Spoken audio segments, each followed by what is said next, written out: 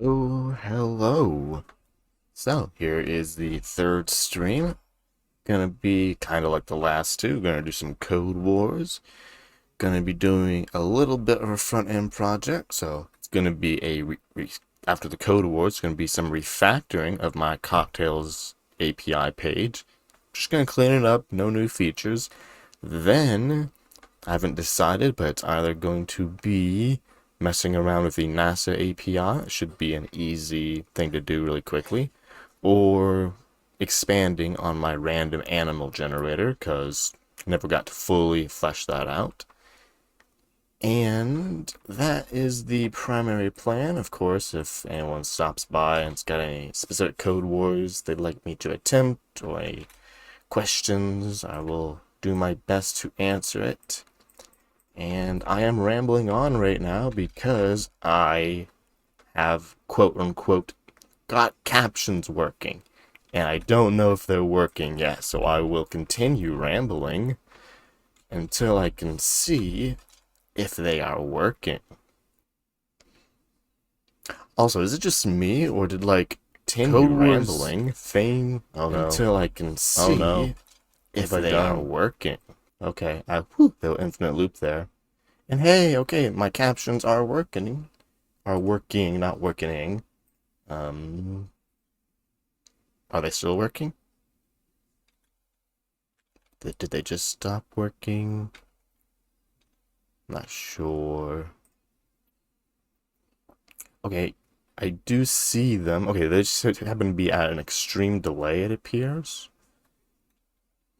This is awkward. I love messing with Twitch delay and all that. Okay, let's see. A. Now we get to see how long after I wrote the A showed up.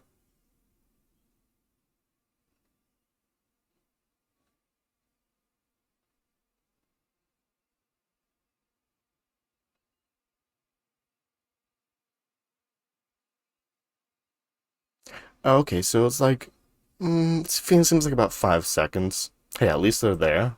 Maybe next time I can improve the latency on that. But they are there for folks who want or need them. The way you access them, and I will show my own stream on stream so don't get lost in the infinite void. Essentially, you play the stream.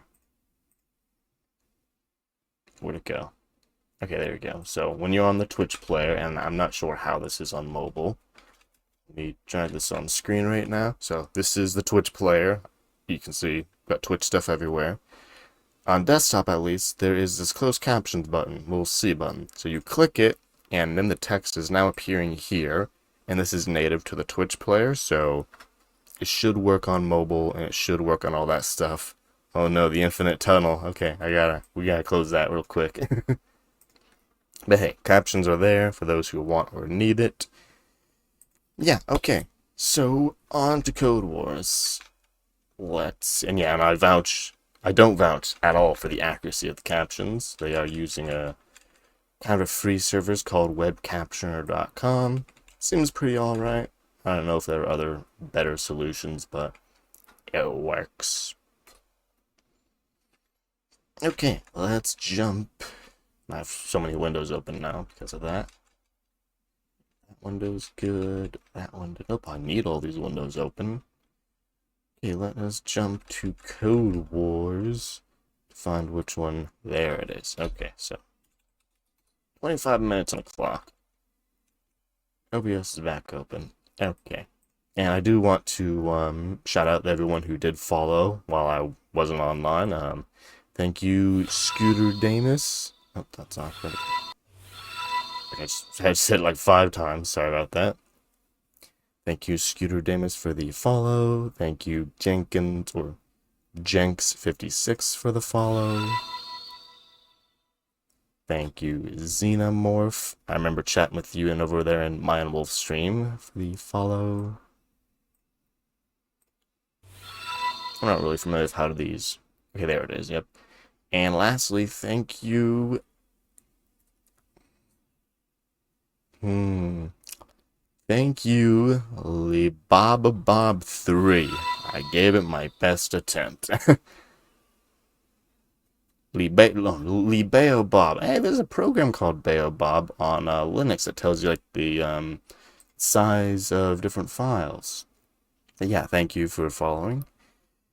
And yeah, I think that's everything. Let's do a code wars. X marks the spot. Given a two-dimensional layer, the coordinate of the X.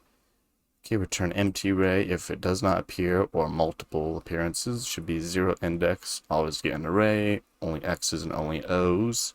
That's good. Return an empty array if more than so empty. Okay, show me successful. 0, 0 at the top left. 4, 6 example below. Okay, which one is 4 and which one is 6? So we go 1, 2, 3, 4, 5, 6. No, 1, 0, 1, 2, 3, 4. Okay, so the row is the first index. So it's essentially YX. That's what it wants. And this is going to be 6, 0, 1, 2, 3, 4, 5, and 6. Okay, yep, I believe I fully understand it. Yeah, okay. Let's get this zoom on. Yeah, I swear, it feels like the Code Wars theme changed. I don't know, maybe it's just me. But yeah, okay, 133%, it's a good zoom. Okay, so the plan is we're going to need to iterate through the array. First, we're going to iterate through all the rows of the array, and we're going to also keep track of the index. So we're going to do this index first with a classic for loop. Then after the classic for loop for all the rows, so it'll be this row, then it'll be this row, we'll use another classic for loop, so a for loop within a for loop, to go through all the columns of the individual row. And the first one was based on the length of all the things, so the length of input. The second one will be based on the length of the current array, which will be input indexed by current, which I think I'm going to go with like R and C, just to make it for clarity, R for row, C for column index. And if we find 1, unfortunately we can't instantly return once we find an X. We can only return basically if we find 2 or if we find 1 and we've been through the entire array. So once we find 1, we're gonna put it in a local variable like found at this coordinate or this R and this C. Then if we find another X anywhere during our loop, we will check if we have already found it. If we've already found it, then we will need to return an empty array. If we have not found it, then we mark it as found, storing it in that variable. When we get to the end of our double for loop, we will check, well actually we will simply return found, because found will either be empty array or it will be what we found. And that should be all the logic we need. So let's get started. Let found equals empty array for let R equals 0, R less than input length. Watch me mistype length. R plus plus. So for every row in the array, for let C equals 0, C less than the current row, which is input R dot length. Now they said nothing about the dimensions being different. So like it's 2 wide, 2 deep, so there's 2 rows of 2 characters each. But this is a good safety check in case it's like you're going to give us 10 rows that are 2 characters each. So feel safer doing that. This is for every row and every column. Now we're going to check if input current row, current column equals X. Now if, okay, so this is the logic.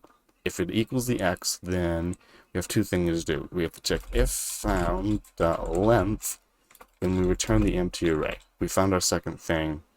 That is we're breaking out, we're returning an empty array. If, no, we don't need to do another if, because when you return from an if, the code following it essentially becomes an else for free. We love doing that. So here we would say found equals RC. And those are our coordinates, and then we will return found, not round, found, like this. Okay, and that, I feel like that does the trick. Why am I getting this logged? The test must be logged in these. Okay, that's cool. Now let's clean this up just a little bit, because I mean, look at this. We got 1 level, 2 level, 3 levels. Of indentation. That's too many levels of indentation. So we're going to invert some of these conditionals and use the continue statement to essentially step out of our for loop and reduce some indentation.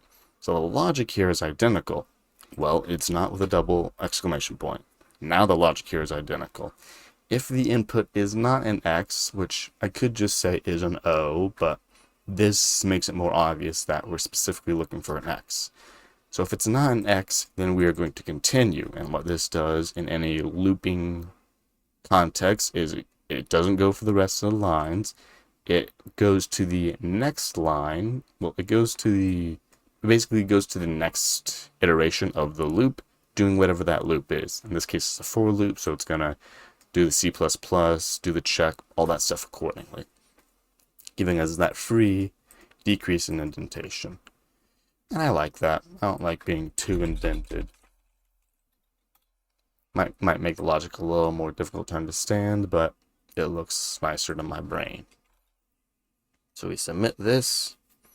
Pass 55. There we go. And I forgot to share the link. I will do that. I'm doing it backwards. The kata is done. Here is the link. Let me find the right link. There it is. And there it be. Okay, so let's see if it includes chords push. Okay, so it's a little bit like mine, using index of. You know, that's probably more efficient than mine, because index of is probably optimized very heavily, it being a built-in method. Hey, Lee Bayo Bob 3. Thanks for following earlier. Glad to see you coming on by. How has your evening or day or whatever time it is over there been?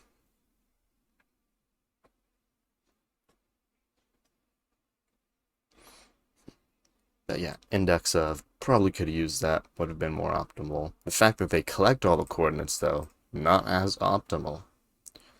Oh boy, we got a Code Wars expert here. Okay, let's filter. I understand some of these words. Okay, look, another Code Wars expert. Wow. Wow, wow, wow. Hey, yeah, gotta get that Anki in. Thanks for stopping by.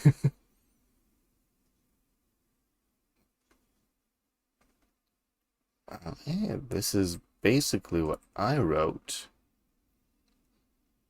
but they use a single array.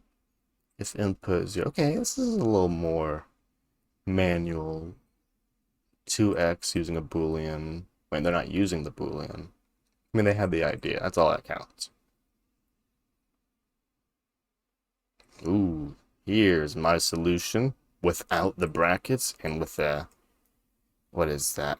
The incrementer before, or the pre-increment? I don't know what it's called. Looks like they come from C, or that's common there. At least whenever C code I do read. So yeah, that one is good. Let's collect our free honor. Yes. Okay, on to the next one. ATM.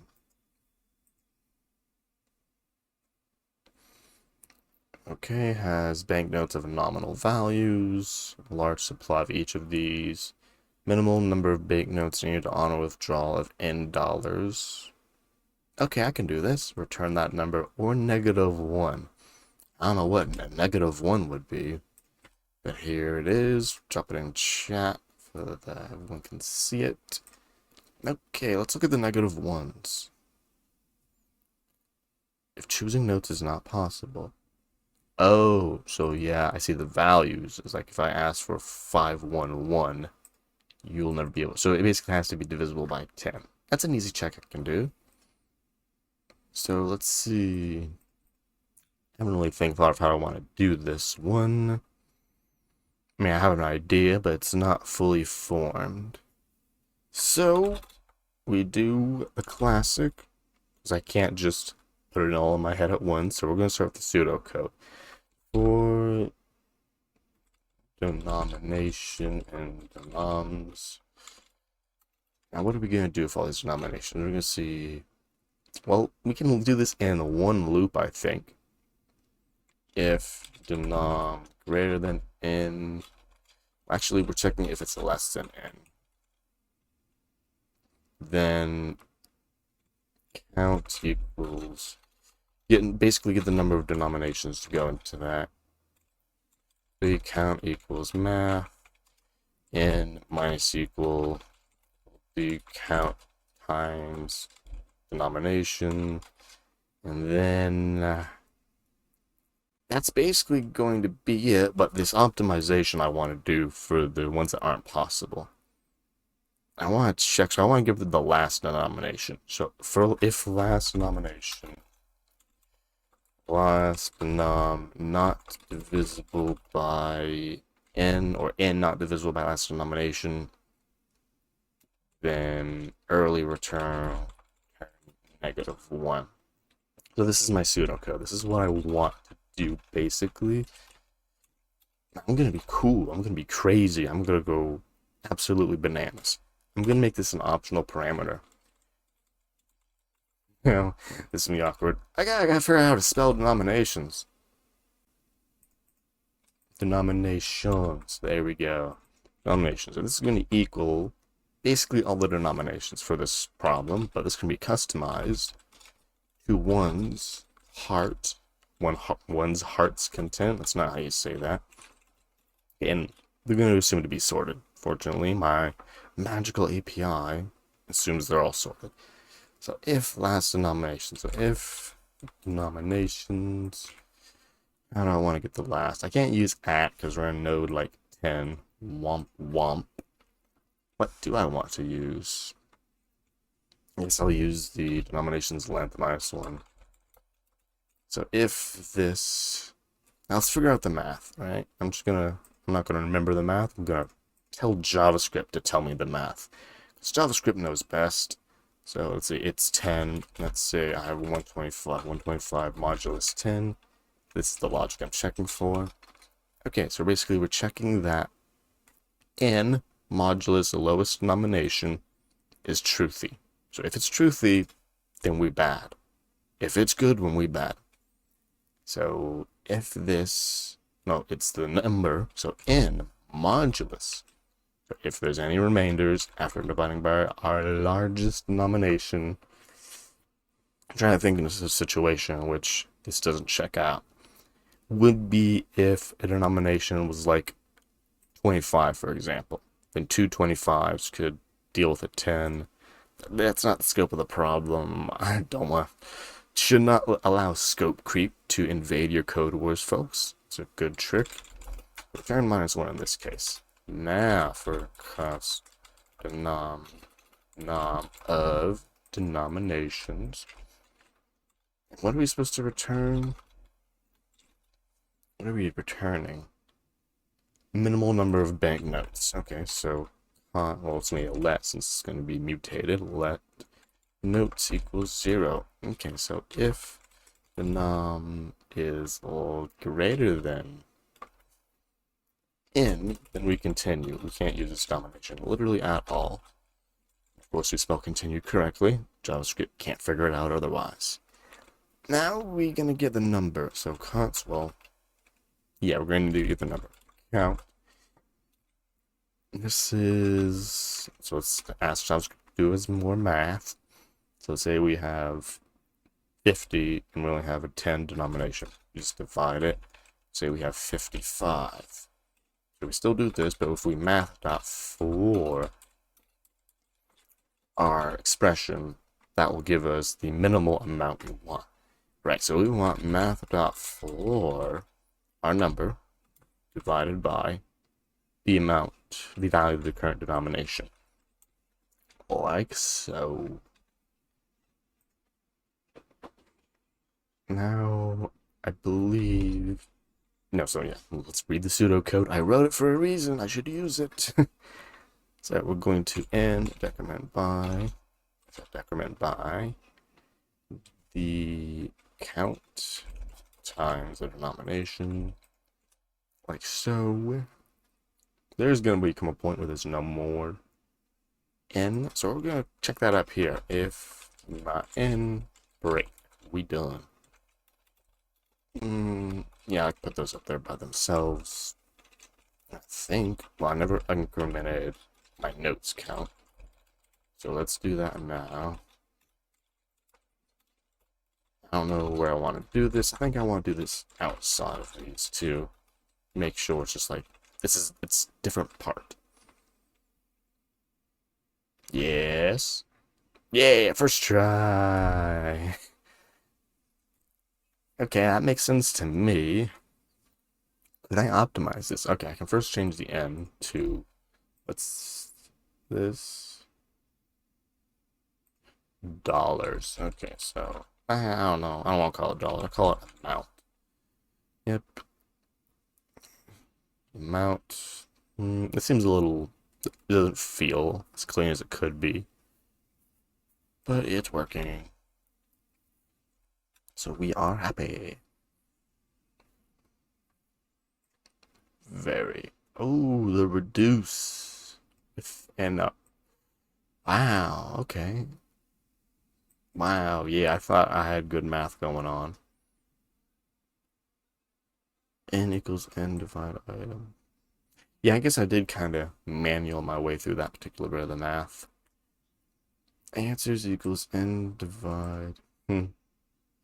Wonder what this trick is. I mean, I know what it's like, the urinary, or what is it? What's it called in JavaScript? JS pipe operator. No, it's a single pipe. Bitwise OR. There we go. ORing it with 0, but what does that do? Maybe it prevents it from going negative. That could be it. Hey, a while loop. Okay, Code Wars. No. This isn't... Ooh. Okay, that's an interesting one, alright. Okay, let's go for... No, not the NASA API. Not there yet. Let's go for one more. Ooh, a 6 Caillou. I don't know. I don't know if we can handle that one. Implement length, count the number of nodes and link lamps. Implement count the currents for entering link. This is 2 for 1. No wonder it's double. It's like 6. We can make you do 2 things. We can do it, though. I am confident. Well, I'm confident as I am in my copy and paste abilities. In the chat it lives. Enjoy.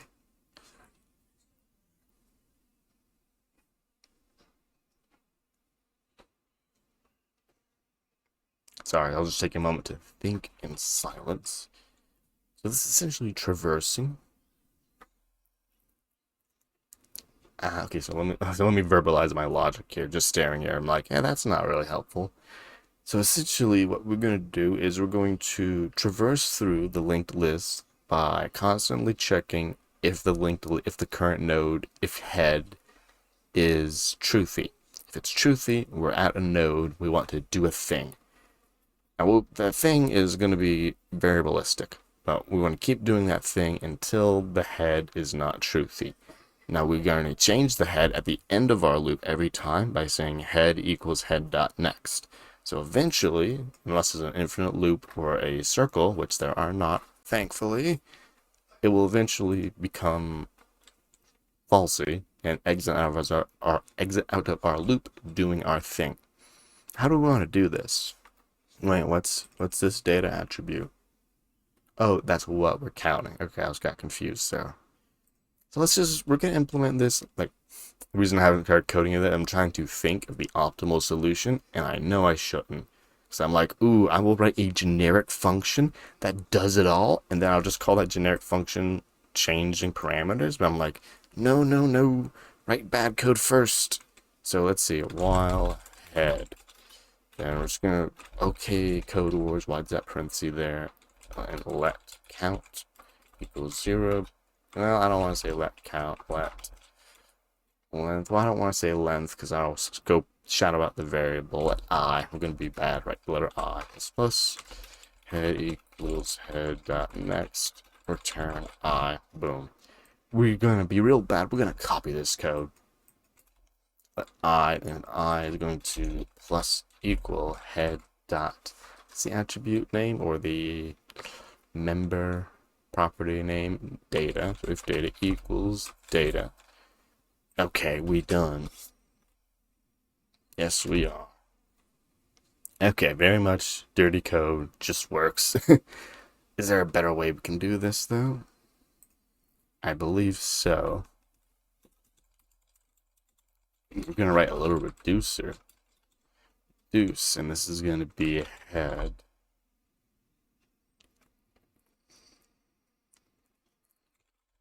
All back, right? This is going to be let value. That's not going to be super reduced. We're only going to have the head and the callback, so it's going to initialize to. Well, what will it initialize to? It'll always initialize to 0 because we only have these two to deal with.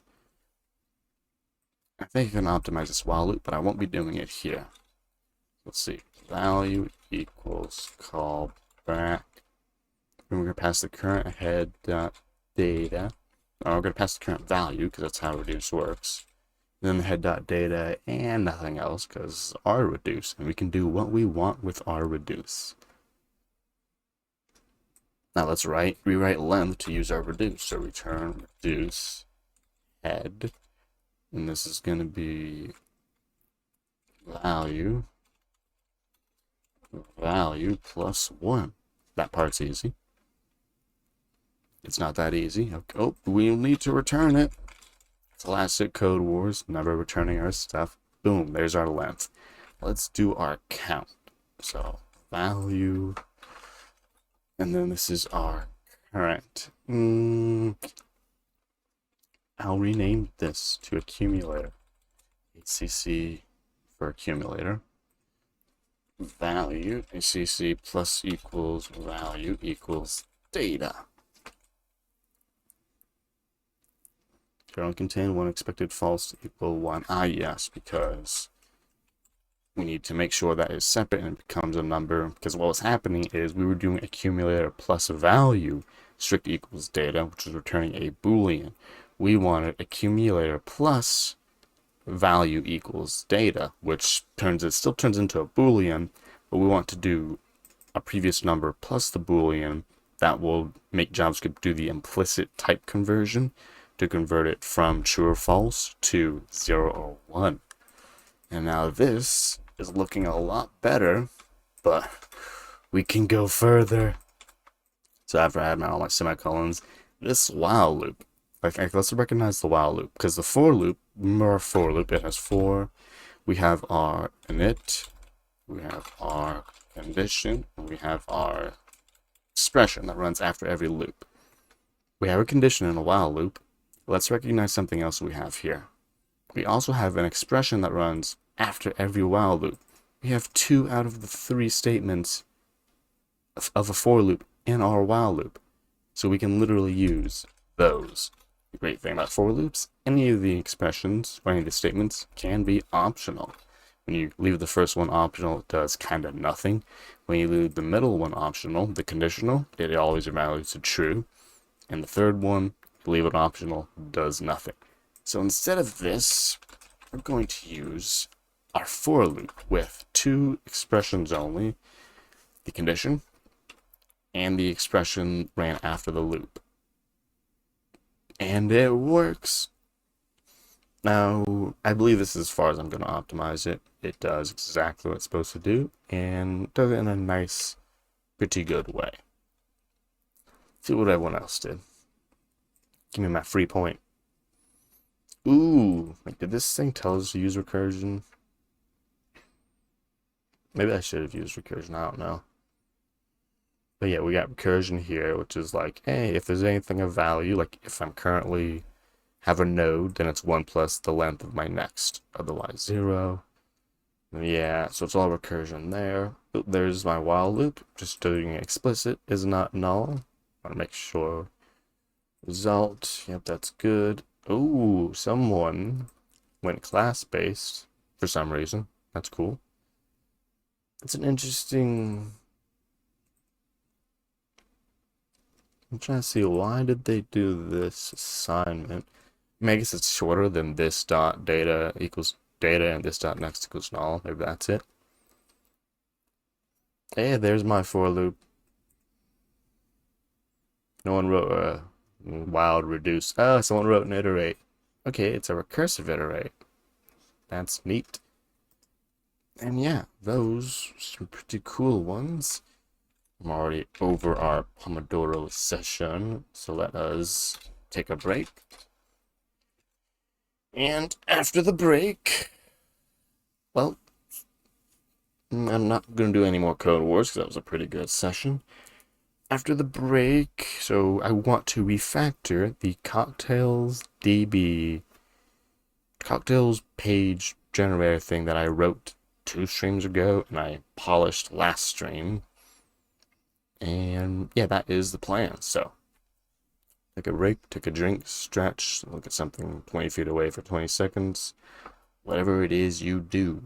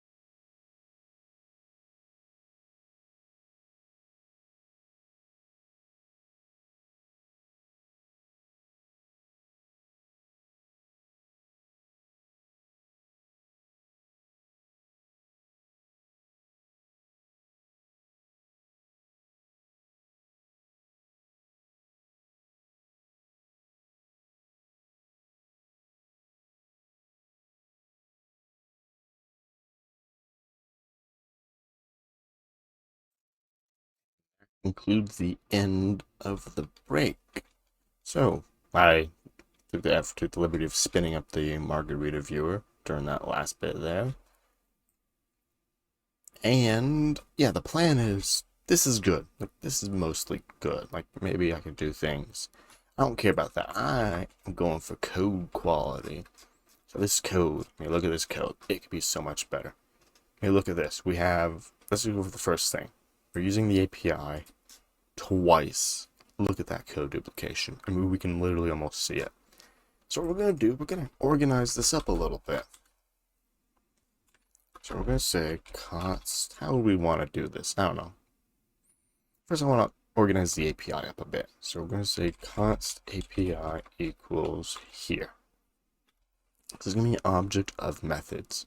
It's going to be search. Now what search is going to be able to take? It's going to take a query. Then it's going to do this stuff here. Well, it's going to do most of this stuff here. Let's see what's it going to do. It's going to return this here. So now, instead of doing all that, we can return search query. And we don't want to do anything with the drinks. That's the responsibility of whoever wants to use the search. So then we want drinks. Something like this. I don't know. Let's see what's in my clipboard. Then drinks. We destructured drinks. So let's have the drinks automatically destructured for us. Then drinks. Then data. Destructured drinks. Now we want drinks or an empty array. I like to change the shape of the data as returned from it. So there we go. We're going to do that. So then we can say, when we get drinks, let's balance our parentheses here. Goodbye there. Looking good. Auto format. Looking great. So if no drinks, this is never going to be possible anymore. It's always going to be length based. If not drinks dot length, fill new error, no drinks found. We can only alert errors. That's fine. If we have one drink, display drinks, or display singular drink, drink 0. Display drink options. Otherwise, okay. So that part kind of does its job. This part feels, I don't know, doesn't feel right. How do I want to fix it? Why does it not feel right? I don't know. Oh, because it's literally not right. So here's the tricky thing here. Because I didn't return from this, it's going to display the first drink. Then it's going to display all the drink options. So this was a bug I had. And I was like, why is it doing this? So let's type marg. Let's type strawberry margarita. We have single strawberry margarita. Why did we not go there directly? It's because of this right here. So if I were to literally put a breakpoint here, and I don't do this often enough, it's some kind of strawberry margarita. We go here.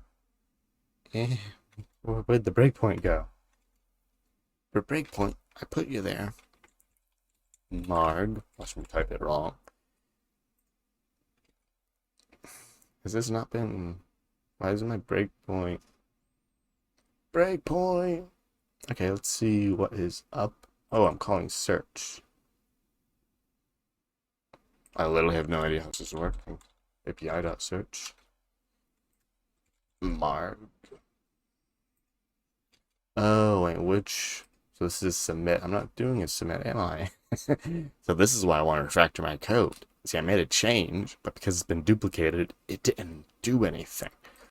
So this is what I want to do. That's more duplication that even needs to be handled. So let's do... So this is our API. This is our UI. Const UI equals... I don't know. This is just the way I want to do it. Search for drink query. And then this is the logic that's search for drink gonna do. It's gonna do all this with the extra logic, right? So it's gonna do API search, and then it's gonna do display logic with alerts and all that stuff. So here we can return UI.search for drink. And maybe UI isn't a good object name, but it's better than before. Of course, I need to use query. Since it's a single variable, I can just slide that right in there. Why is my breakpoint at that? It doesn't need to be there. There we go. So UI search for drink. That's half of it. Literally not what was running, though. This is what's running. Now, if I look at this, here's the thing with refactoring and deduplicating. I don't want to break anything. So remember, refactors are not supposed to change results. It's supposed to be the exact same program, just different code. So I'm looking at this. Look at this hash. Am I resetting hash? I am. Okay, so this should be an easy swap out. Return UI.search for drink. Where was the input coming from? Input.value. So forward input value there. Save. Okay, I believe this is what we want. There we go. Our breakpoint got hit. So if y'all haven't seen a debugger before, and this is what it looks like. It's in Chrome. It's the same though. It's just in Chrome. No need to. There's nothing fancy about it. So we got drinks, which is our array of objects. Lovely array of objects. Now we get drinks.length equals 1. Now we can see this is true. But if we just do a little hover. Thank you, VS Code. It is 1. So if we step in, we can see it's here. I mean, it's going to run this line. If we step in further, we're in the function. It runs the line. We don't care about the function. We're going to step out. But then it goes over here. So if we look at our browser, it done. It did what we wanted. But now we're running display drink options. So we run that line and we're back to here. So this is the behavior we do not want. So we chuck an else on here. Else on here, not Elsa. There we go, else. Boom, it works. We search Marg. We have a single. It goes straight to the page as expected. Loving that. Now we can optimize this even further. I know, it's like, what? This is good. Yeah, but this can be better. So since these objects aren't, since these methods on the UI object don't really need access to this or anything, I am using the shorthand method name, method name thing. It's turning into a method on the UI object. But I have to prefer a return here, and this is because I'm calling API search and then doing stuff. I'm gonna arrow function it. So search for drink is going to equal an arrow function. Arrow function. So I can get rid of the explicit return. Now we go implicit return. We drop that. We drop that. Auto format.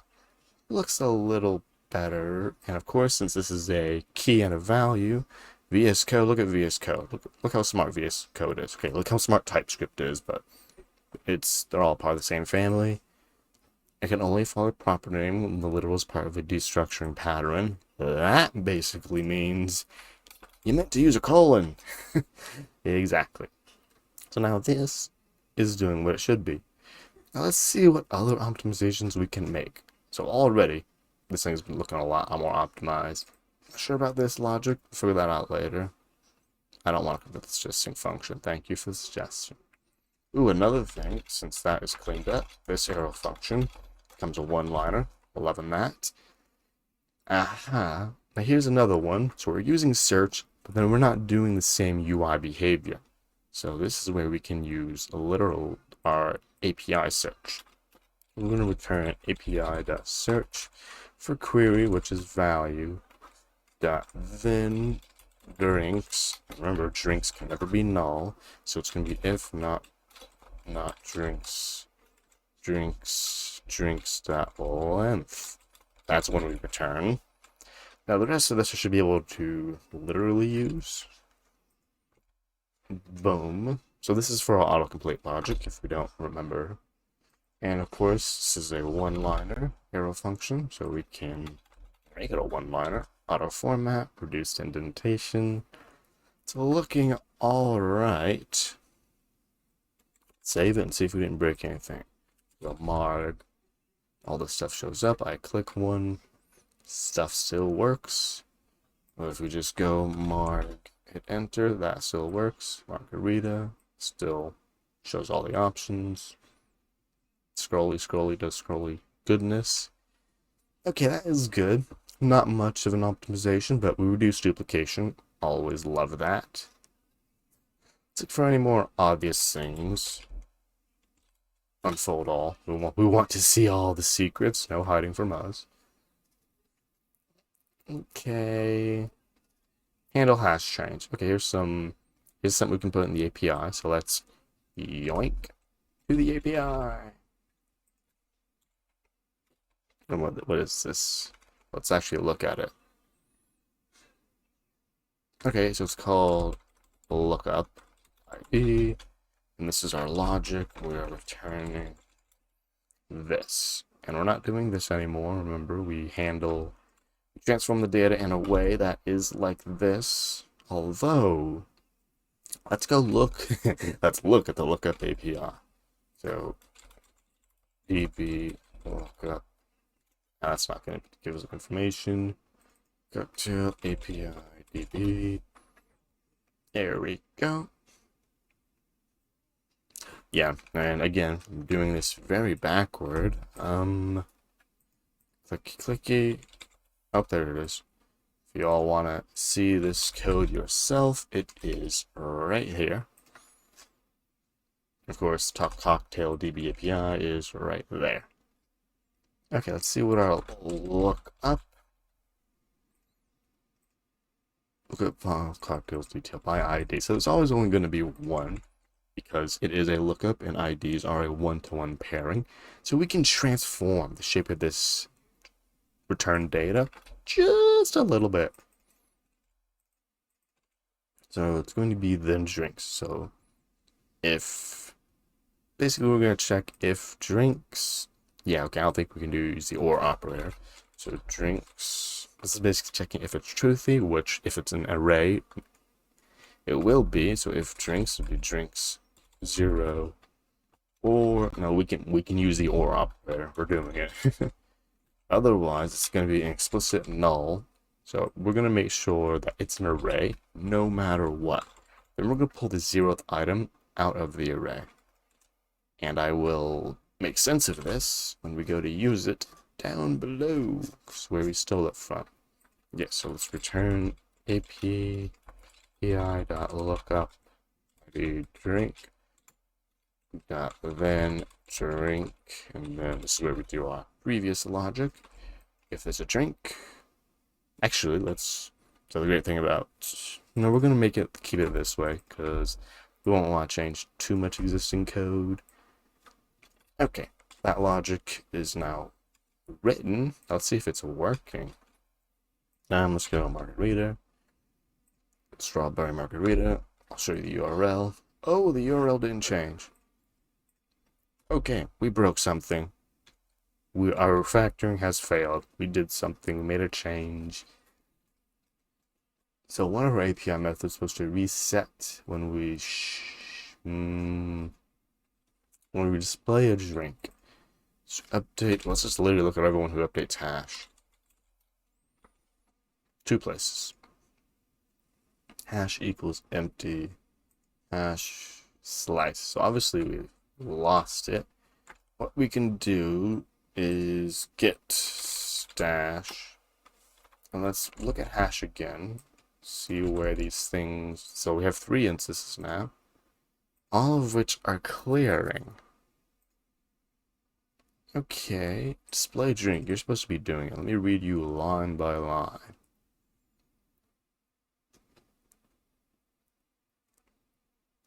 I had this working. Okay, so I'm running on the old code now. I have to click on it. Okay, so it's working. Who's doing ID string? So this string has to be around here somewhere. Handle hash change. We know that part. One there. Okay, so it updates the anchor. Okay, this is a pre-existing bug because, okay, I figured it out. So this is the way it works. You click on the anchor, it updates the hash. But if you go straight to a drink, it never updates the hash. But we never went straight to a drink before because of the previous bug. So, another great reason to refactor. Well, this isn't really a thanks to refactoring. This is thanks to fixing a bug. It's revealed another bug that never got executed because of the first bug. So basically, whenever we display a drink, we need to do that hash updating. So let's look. Let's literally look at anchor. Anchor.href. Yeah, we will yoink this code. So we're doing display drink options. We want to find display drink. This is it. So we want window.location hash. I believe this is writable, and this is what we want. So we go marg, we click on a unique one. It did a thing. See the thing? It did something. It did not do what I wanted it to do, though. Let's do it again. Okay, Margarita. Okay, maybe I was on outdated code. Let's not be angry at it. So we go back to. Why did that change? So I click this. Okay, things are working good. It's automatically searching my query. Well, some of it.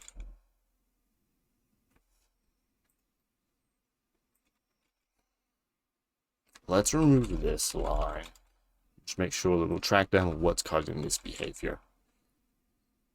So we're going to white cat margarita, and then we rewrite marg. Okay, that behavior is not being ran. It's this line specifically that's doing it. So I want to update the hash without. Okay, cheers. Without refreshing, and let's do that. This browser, of course. It's break time. No. Okay, yeah, so we made a little progress, and then we were about to fix a bug, but got another bug to fix, so we will be spending 2 Pomodoro sessions on the drink API thing. This one's pretty. Of course, my timer's not. Oh, I never started the work timer. Okay, we probably have like that much time left. Yeah. Okay, so yeah, we're not taking a break. I never started the work timer. Onward then to victory. So let's see, maybe. Where do we want to do this? We want to do this here, right? So let's not go full screen, so we need to see stuff. Marg. Nope, it's just marg. Smashed white. It changed, and it changed back. Ooh, on hash. Ooh, let's see. Handle. There we go. If there's none, then we stop. So you're the one doing it wrong. Let's look at this when you're trying stuff out. Handle hash change. Because you're the one messing it up. There, we search for this one. We change back. Okay, what did you get? You got null, you got thing, and then you got null again.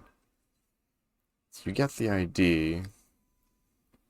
You should have just been like, I got it, and displayed it. But no. You went this route.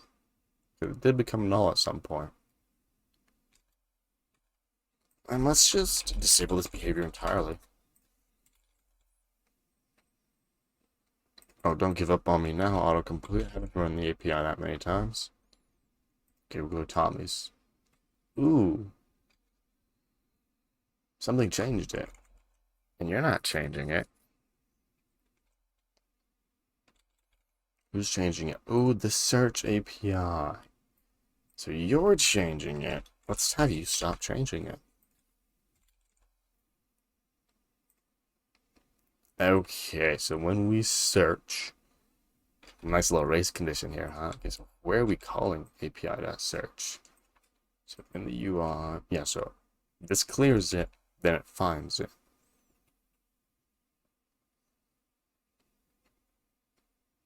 Oh, so this input's probably getting triggered with the content, which updates the thing. Okay, I see. I see. I don't see the solution, but I see the problem.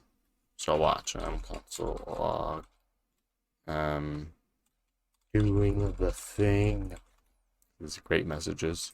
So we type marg, then we click on one, it runs, then the timeout hits, and that was what was clearing the hash. Okay, so this is good. So this implements a thing that API search should have never been doing. This is modifying the user interface. It should have never been doing that in the first place. this is what needs to be doing this. So UI search for drink is what needs to be clearing the hash, and it is what will clear the hash, like right there. Which means that is fixed, which means I can undisable, aka enable, other things like this. Save, Control-Shift-I, save.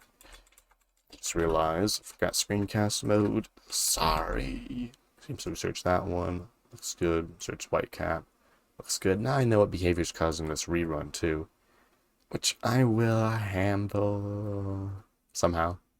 But hey, it is working. Refresh. Things being loaded. Everything is good. Our refactor is not broken anything majorly just yet. We can get rid of that message now. We can implement some form of caching here. Alright. We're going to implement something to prevent the last thing from rerunning. Because what's happening here is we're having the key down, which also has an input, and both of these are running. But when it's this, we want this one to go. So what we're going to do is go for console log, see when all these things are happening. I think I want this on the front.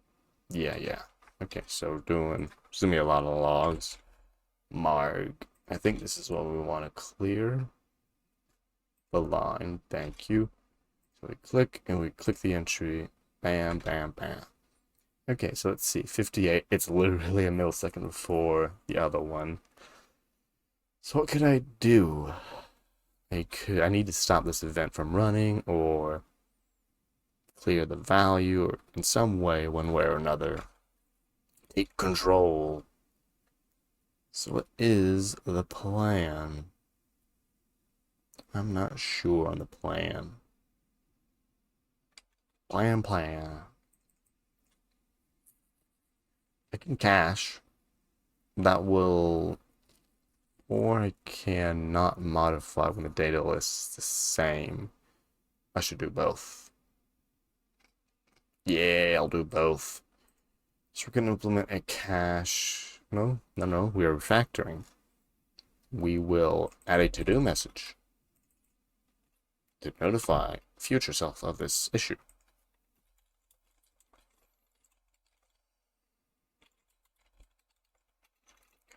Complete. Prevent autocomplete after has been clicked. There we go. Thank you, future me. Refactoring.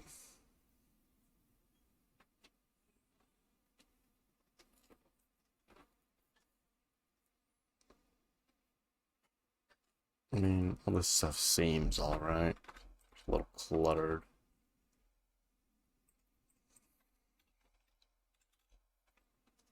Lack of semicolons. I can make this more readable though. Ooh, I do have this to do. Not doing that. Well, didn't mean to break that. So at this point, if ID drink it, no, we're gonna leave that. No need to mess with perfection. It's not perfect, I know. Ooh, this can be fixed up a bit. Yeah, let's refactor this to be more JS friendly. Cost row, actually. So, yeah, tables have some magic methods on. I don't use them often, but I should. HTML. T-body, right? Move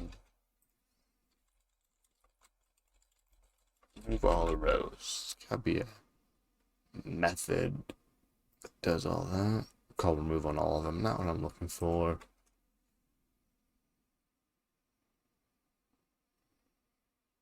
Oh, is that? Wait, this is jQuery, ain't it? Yeah. Go for new T-body. That might be it. Okay, let's do that. Equals, so I'll do this here. Ingredients table equals this one. Now there are some, let me look at the MDN for that. MDN HTML table element.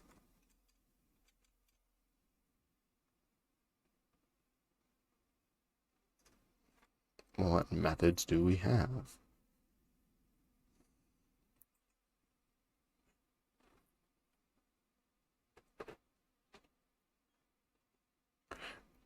Okay, so that's the plan. Table section element. What is this? Okay, not my problem. Okay, so we get the table. And we get the ingredients table. There we go. Now what do we do with the ingredients table? Oh, ingredients table dot t-bodies. This is t-body method. Not just that one. There's another one. I know there's another one. Oh, okay. How do we get all the bodies? With the method, I mean, there's a magical method that does this. T-bodies. There we go. And this is a HTML collection, which I have a value on a for each, right? HTML collections have for eaches. Last checked.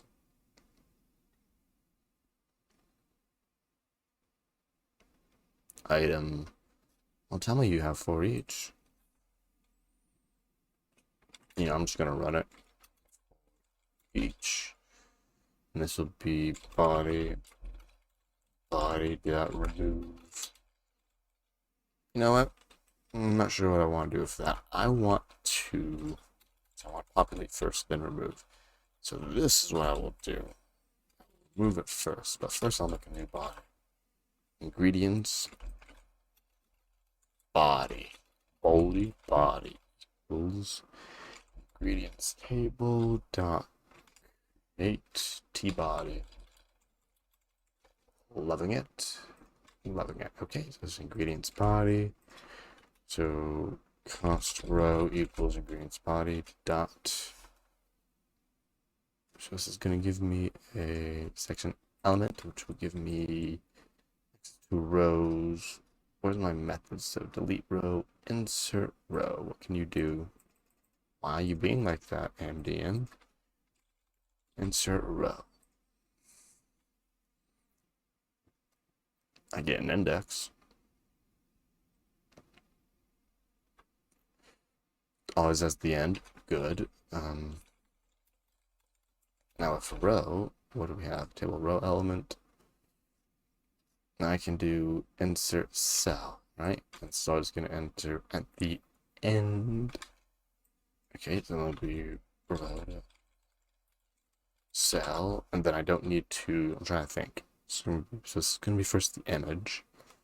Cell dot html. I'm going to cheat a little bit to begin with. I will clean up my cheaty ways soon. TM. There we go. Put the image in there raw. And now we will take the measure in the next insert cell.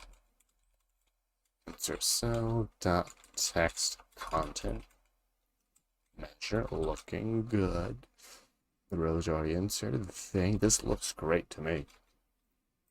Marg. Nope, things are on fire. What's up? Unexpected token dot I-152. Here it is. Yeah, that would do. Okay, so it's working. If I leave, come back, I want to make sure we're not overfilling it. Nope. This looks great. Okay, yep, we've got it all JavaScripty up in here. Now we want to basically create this image. Image equals document create element image. Now image.href, gotta set this. Still template magic, and now the rest is explicit. G.alt equals G.title, love the assignment operator, and ingredient. Now here we say child image. Yeah, so that kind of lives in that one. Yeah, the measure. So these are the variables being defined. And these are the rows being updated. Loving it. Okay, broke something. That's fine. Let's look at what we broke. Thank you, Inspector. Got halfway there. Got no href. Is it source? It is source. Don't know why I thought it was href. Okay. So, this is working. Let's optimize something else.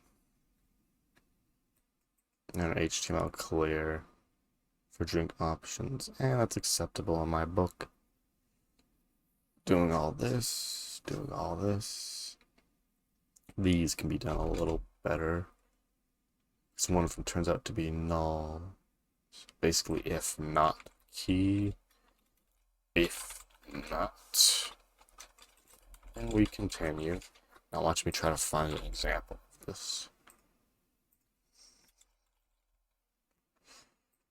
Yeah, I'm not going to find an example, of course. But yeah, that clears that little issue where it would sometimes say null in this field, for example.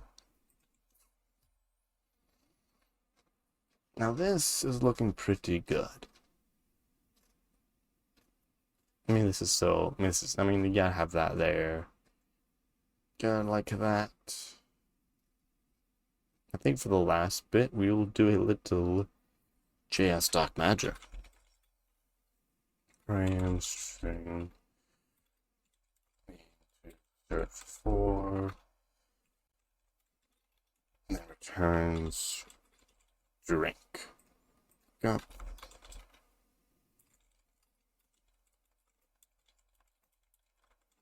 This is returns drink. This is a single drink. This is an array of drinks. We got that right, JS doc? Okay, good. Now I need to define this, which it's been a while. Because I'm loving TypeScript these days. How do we do this? JS type def, huh? And so it's the what we're extending, then it's what we're calling it. Right, and then it's what? Property, param, I think it's property, key, no, sorry, type, string, value, right? So if I do hover, I have a thing, okay, I need to use it somewhere. API.search drinks, ooh, it's an array, it's not hitting. API.search query. Maybe I've written it wrong. How do we do type def? At property thing. I mean, there's a little description up there. Let's make an object. Class D equals object. Let's call this a type of drink. Can you figure it out, VS Code? Okay, it is working. It's just a little slow in the punch. Ooh, I need to call this as thing. And it returns right here. I'm saying it returns. It's not figuring it out. Okay, let's go for the lookup.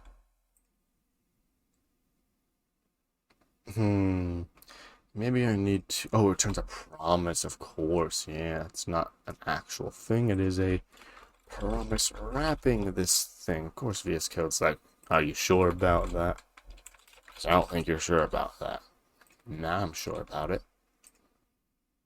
Yes, and look, watch, we can do this. We can do drink dot, and we get all the stuff. I haven't added anything in this example. It's actually nullable. But this is good now. So yeah, this is technically break. We will take the break while I do the monotonous task of adding type definitions. Yay!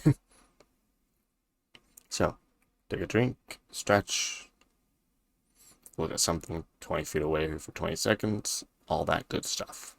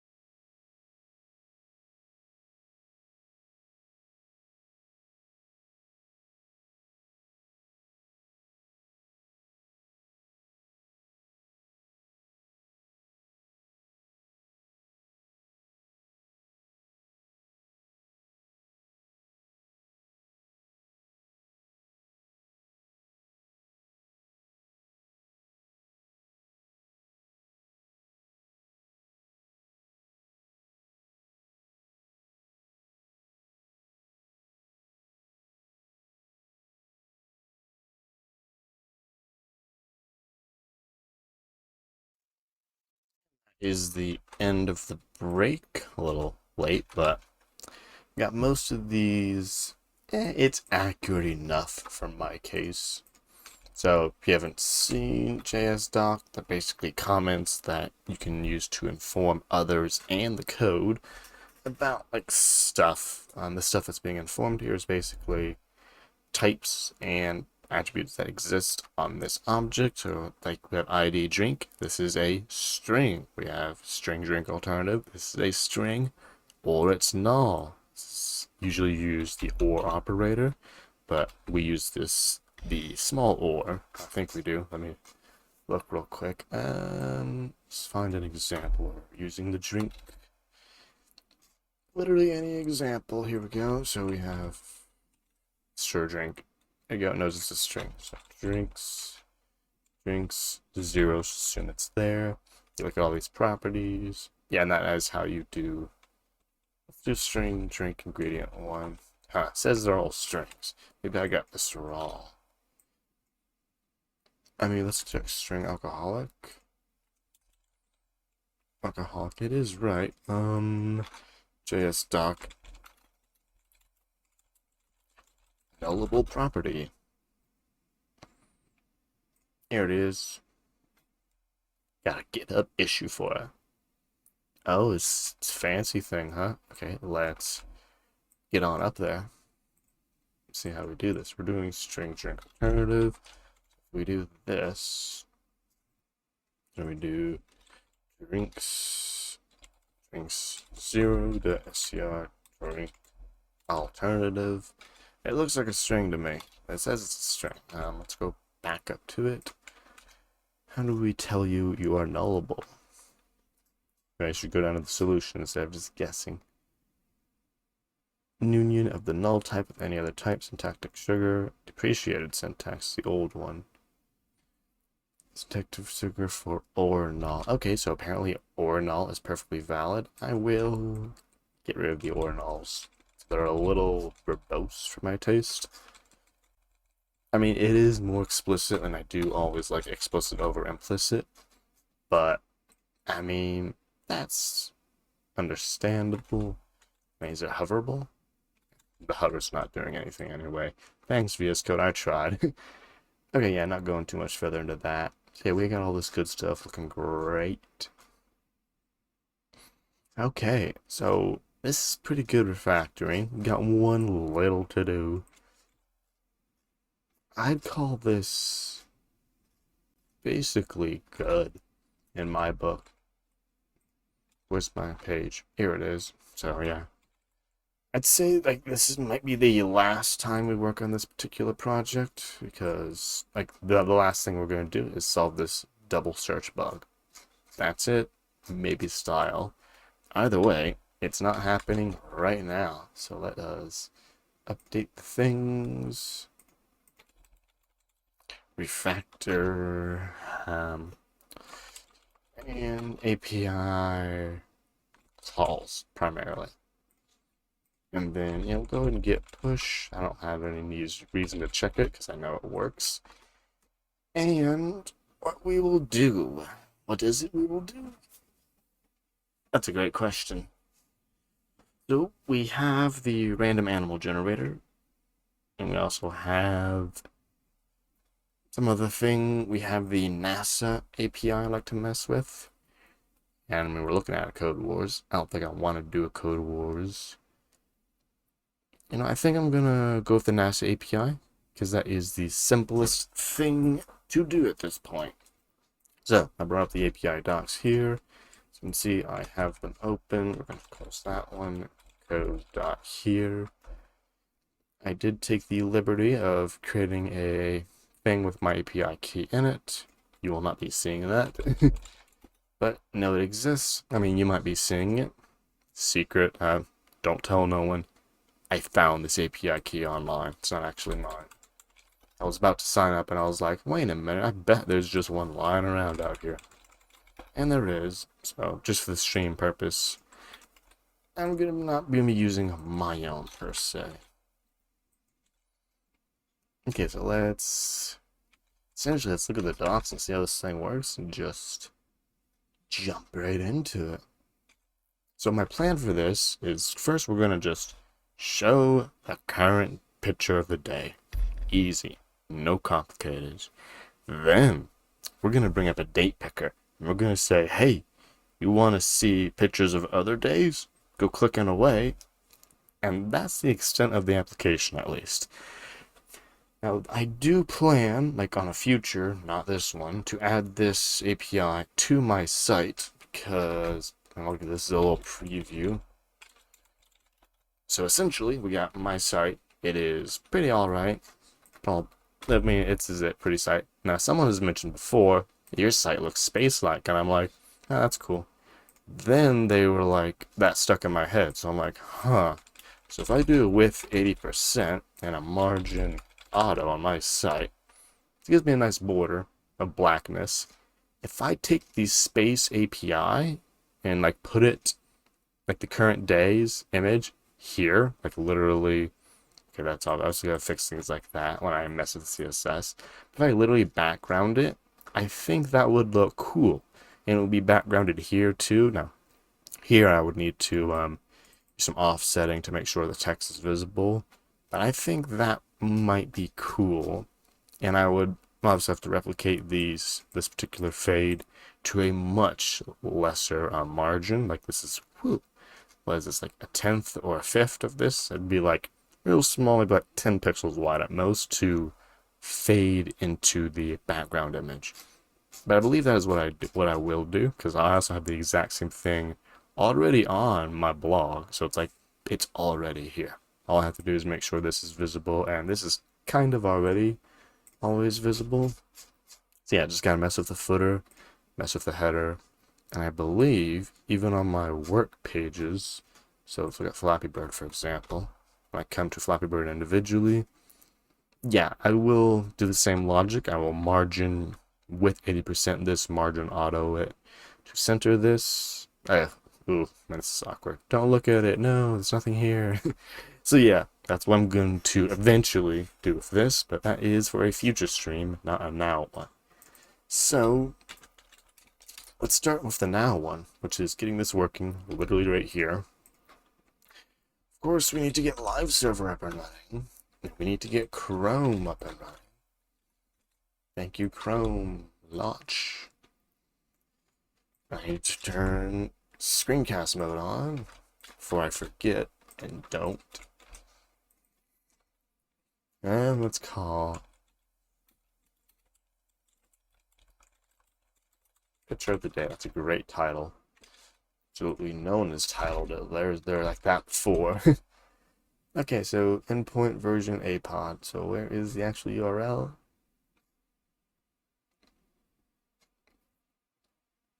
Maybe I shouldn't have went so deep into the docs to find this. Give me an example.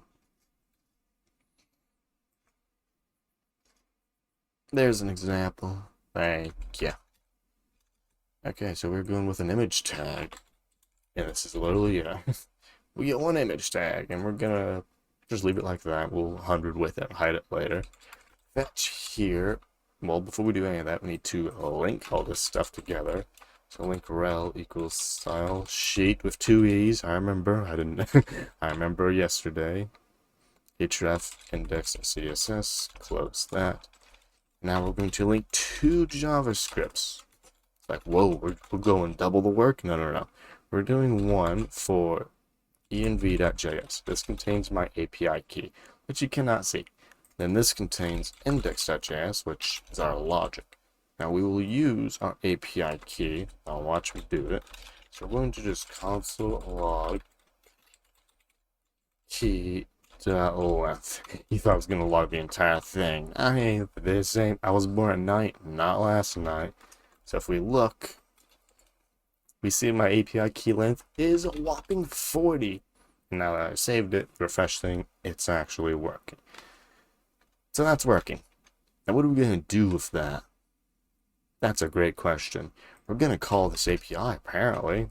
So let's full screen this, because let's full screen it. There we go. Blind everyone. Apologies. So let's see how this works. We call it...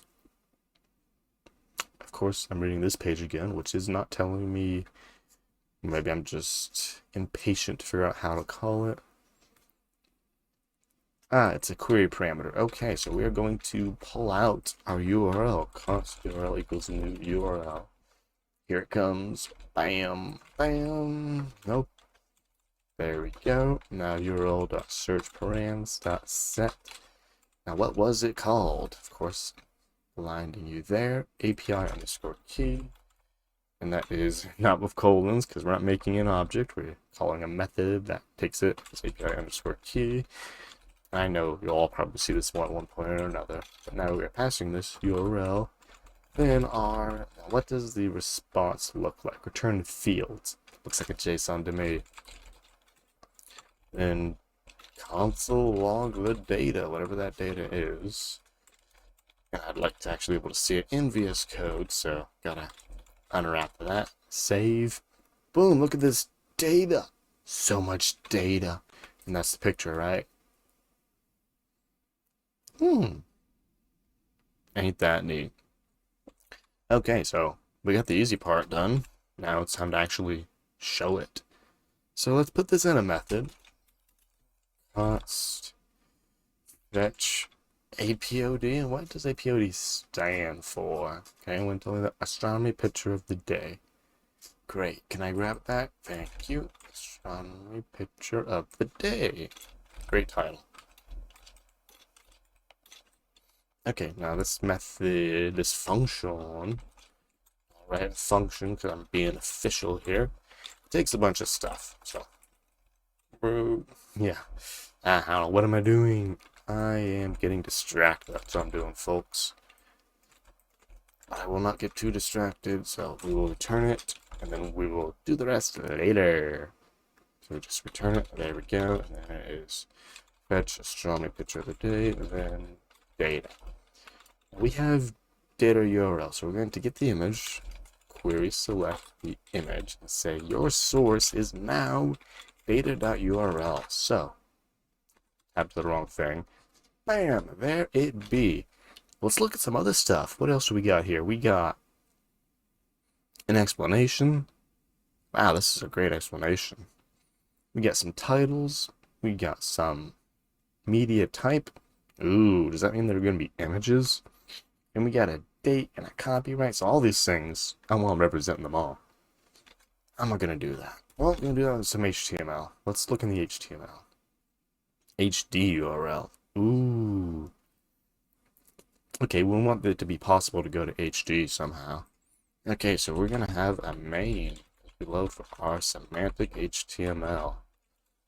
Now, is this text... Watch me fight this main ending tag for 5 minutes. There we go. Okay, so... What? No. No, body. This ain't your place to live. No. No. I was joking when I said I had to fight this for 5 minutes. Okay. I love it, VS Code. Okay, so what are we going to do? We're going to represent this stuff. Title. Explanation. Now, there's an HTML element. Call it a figure. Ambient for your figure. Is this what I should be using right now? What are figures used for? Self-contained content with optional caption is an elephant at sunset. So, I mean, there's a caption here. Caption or legend describing the rest of the contents. So it doesn't even need to be an image. It's just content. Happens to be a picture. There's going to be more than just, what are the allowed children of, followed by flow content or flow content. Okay, so yeah, you literally just throw anything that's flow content. It's happy with it. What's flow content again? All this good stuff. Span in here. Yeah, span in here. I'm happy. Okay, so we're just going to pull out a figure and be like, this is our life now. Boom. And now we're going to figure. Come on, VS Code, work with me. So that's our image. How do you use it, MDN? Tell me your secrets, MDN. You just yeet an image in there. You set the same alt as the caption. Good for accessible. Well, no, you don't. You use different. Yeah, because they're not the same. Not my thing to figure out right now, though. So we got fig caption, we got the image. I say the title, despite being called a title, is what goes in here. So we'll put the title in there. Boom, title's handled. The explanation. So this is text. I don't want it to be instantly visible. Ooh, let's go with a details. Yeah, I like using this. And then summary. Explanation. This goes in the paragraph tag. Okay, I'm liking this. If y'all don't know about the details element, ooh, I got a surprise for you. Let's spoil you with the MDM. So what this does is it gives you a free built-in drop-down. So watch, we got details. I didn't look at this HTML. We have HTML and we have CSS. You don't even need CSS. Like watch this. I'm going to remove all the CSS. You don't need the CSS. You have HTML. It's drop-down. I click it, you click it, it works. Use keyboard controls, it works. I'm hitting the spacebar, if you can't tell. I'm hitting the enter key, it works. And it's accessible, and it just works. You ain't gotta go bootstrap. You ain't gotta import 15 libraries. You ain't gotta implement jQuery. It just works. So this is what we're gonna use. This is gonna be explanation, and paragraph tag is gonna contain the explanation. Now, HD, URL, and date, and copyright, all are good stuff. I feel like we got corners. Like this thing has corners. We can put stuff in corners. We're not putting stuff in corners just yet, though. Okay, we are getting rid of CSS, getting rid of that. We're pulling this over here.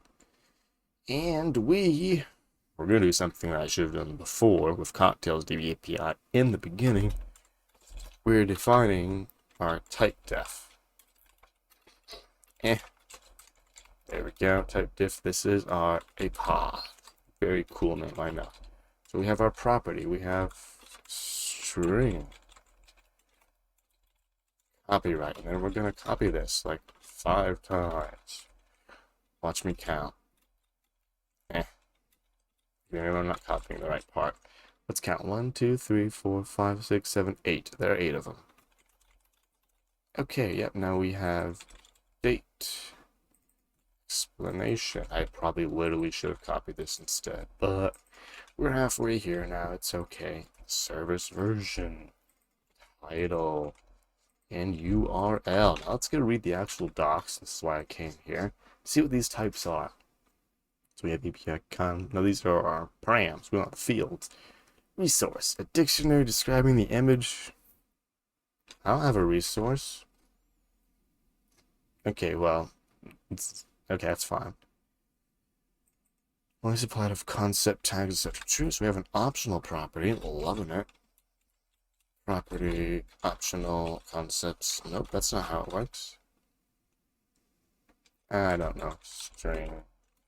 I mean, it's optional any. Which is optional any. So we have no idea what that is. Explanation, media type must be image or video. Great, I'm loving that. Image or video. Great. Return regardless of HT, but will be emitted if, whoa, can you read that? Will be emitted if, by in the response, if it does not exist originally. So it's not always going to be there. It says return regardless. I'm not interested with that. Concept tags included in response. Okay, so this is going to be a boolean. I don't have this boolean, so I guess you're an optional boolean. Loving it. And we have resource. No, I literally don't see you either. Annie, I have no idea what you are, but you're not here. A dictionary, so this is an object, so it's a record of some kind. But I don't see it, so I can't document it. I think I can get rid of that API key length logging. Okay, yes, that looks... Oh, every change I've been fetching on this thing. Oh, whoops. Yeah, I'm definitely going to implement caching on this project. So, like, it'll probably store in local storage. Like, the fetches for certain days.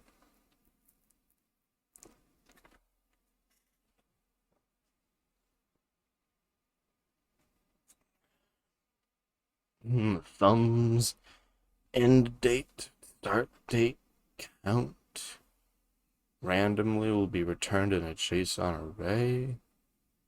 Huh. Wow, okay, so I didn't realize this thing had a random on it. And that's gonna like really creep my scope for that. But that's okay. We will fetch the picture of the day. Yeah, let's not call it fetch picture of the day. Let's function get picture of day and then date. Yeah, sure, day. I'll use a date object. Loving it, loving it. Okay, so we will say, how do we do this? YY, Okay, loving it. So we will basically return fetch. And we'll use the API. We don't have the API yet, so we will hard code it. Now that many source params. We want to say date to YYYY MMDD. I can do that. So template thing hyphen thing hyphen thing. So YYYY, that is date.get full year. We don't need the HTML. Thanks for living here. And it's date.get month. And remember, the month is the index. So you gotta do +1. Gonna get you on that. And then it said we want it in MM format. So we're gonna have to pad the start. No. Pad. You need to convert to a string. Thank you, VS Code. Then pad the start with. So make sure it's at least too long and the padded character is 0. So if we have the month of 4, it'll turn it into 04. Because it said we want MM, not just M. So look at their format. They use 06 here. That I know that breaks some APIs. Now the other one, we do the same thing, but for the date. Get date. Not the same thing, because date is reasonable. It's not off by 1 or like 0 based. Now, that is working. It's very unreadable because it needs word wrapping, but that works. So now we fetch get picture of day. That seems to work. I mean, I assume it works. I haven't actually tried. No, this is not get picture of day. This is fetch picture of date. Function get picture of date. Okay, same logic, same API structure, but it's get and fetch. The reason I use these different verbs is fetch. Basically, it's saying you're going out, going externally to get what you want. But here, with the get, it's not saying you're going externally. It just says you're getting it. You could be going externally, but you could also be looking at local storage, which is exactly what we're going to be doing. So if local storage, what's the property? Get item, right? By key. Okay, what are we doing? What are the key? Let's define the key format. Const a key equals. Okay, we need to make this an easier thing. So date to MMDD. Very amazing function name, I know. Make this a const date to state. Boom. A plui. Thank you, VS Code. Loving it. Again, that's a little helper function there that will be a useful tool for us in the future.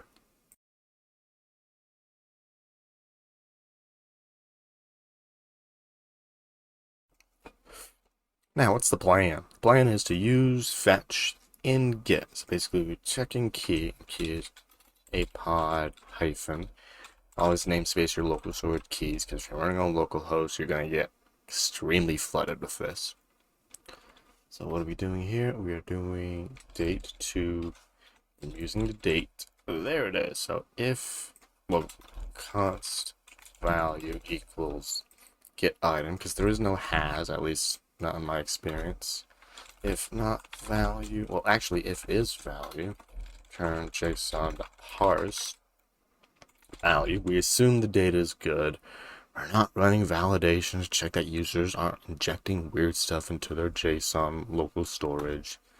Otherwise, we're going to say fetch picture of date.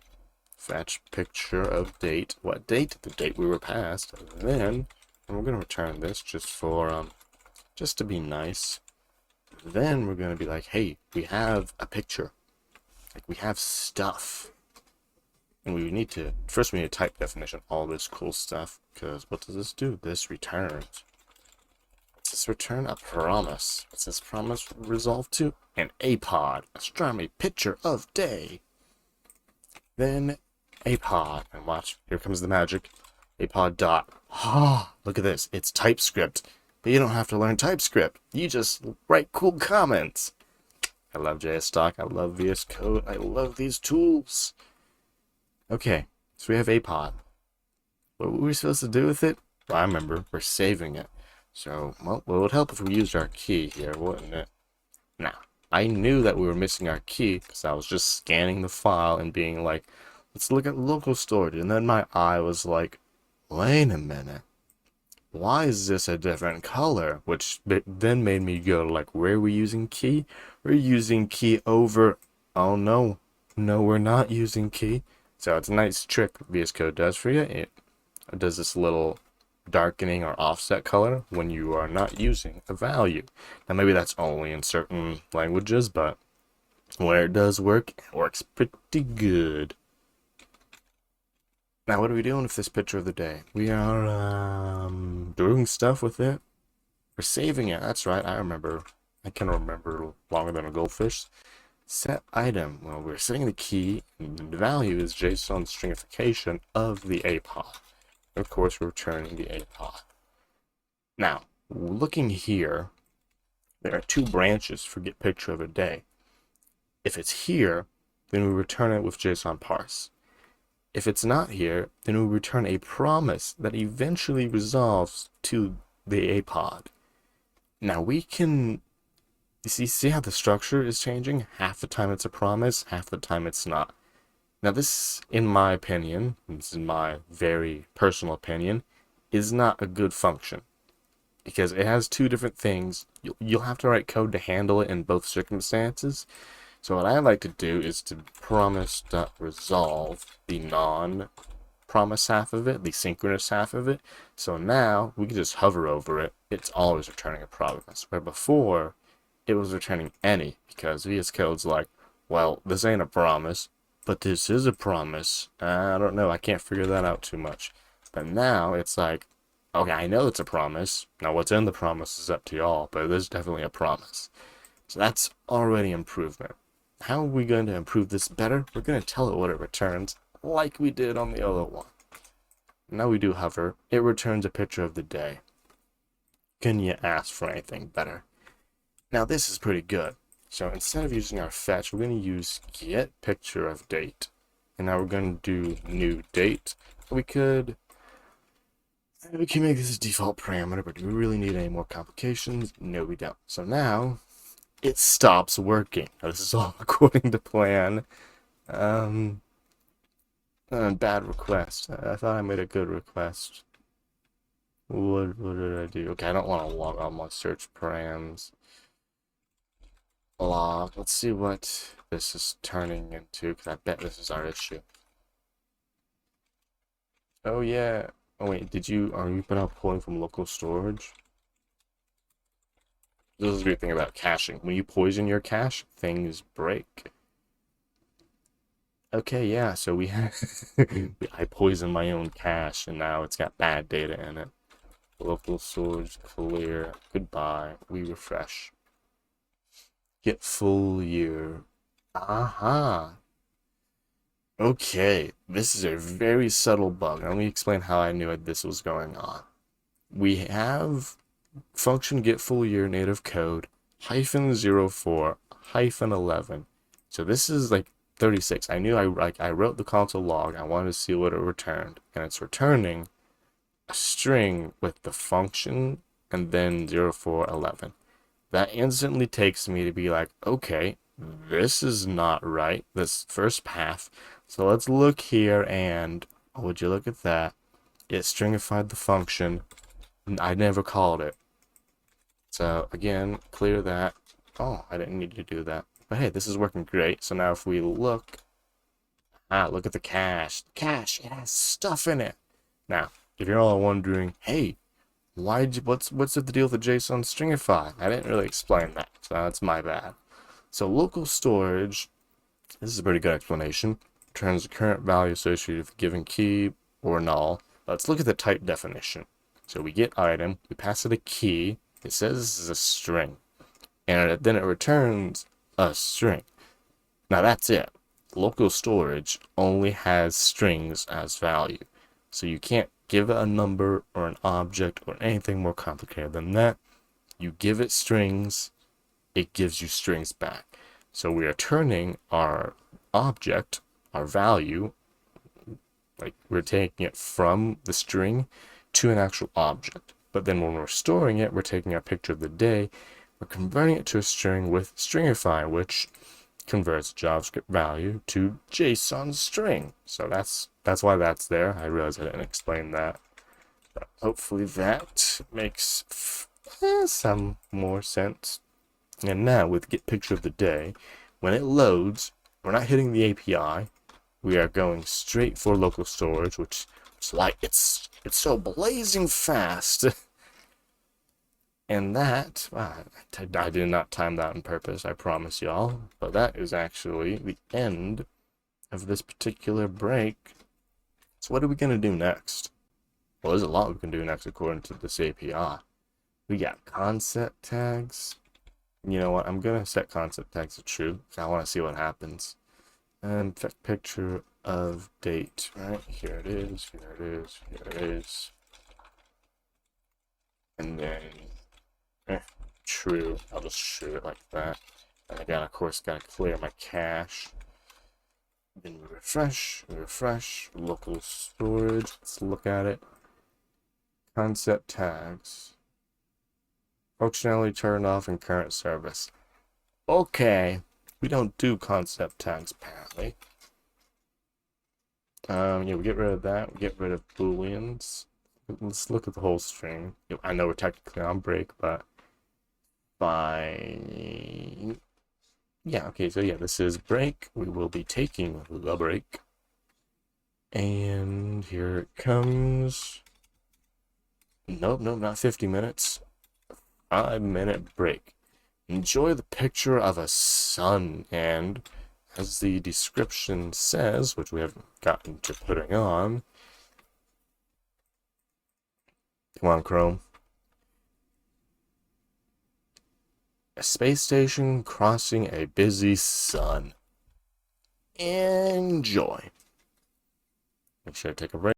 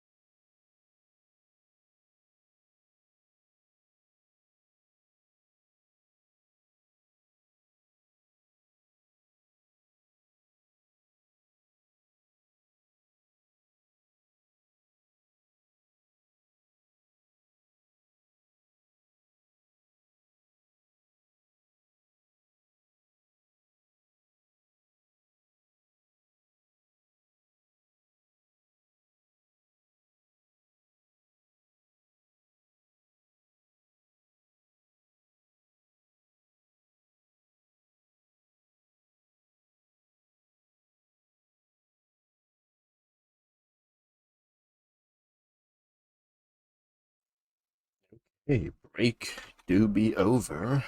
Let's get back into it. What is the plan? I had a plan. Let's update the plan. The plan is to start the timer. The next part of the plan is to make it so you can pick any day, and I will show you the picture or the content of that day. It's weird calling it a picture now that I know there are videos. But let's get, well, first we need to render a current one. Not get too far ahead of ourselves. So we have an explanation in here, but it ain't being populated. So let's bring our HTML back into the fold. Hello, HTML. I remember you. Let's grab this. Just put the figure in memory at this point. Const figure stuff. Whoa, not decode URI. No, not decode URI.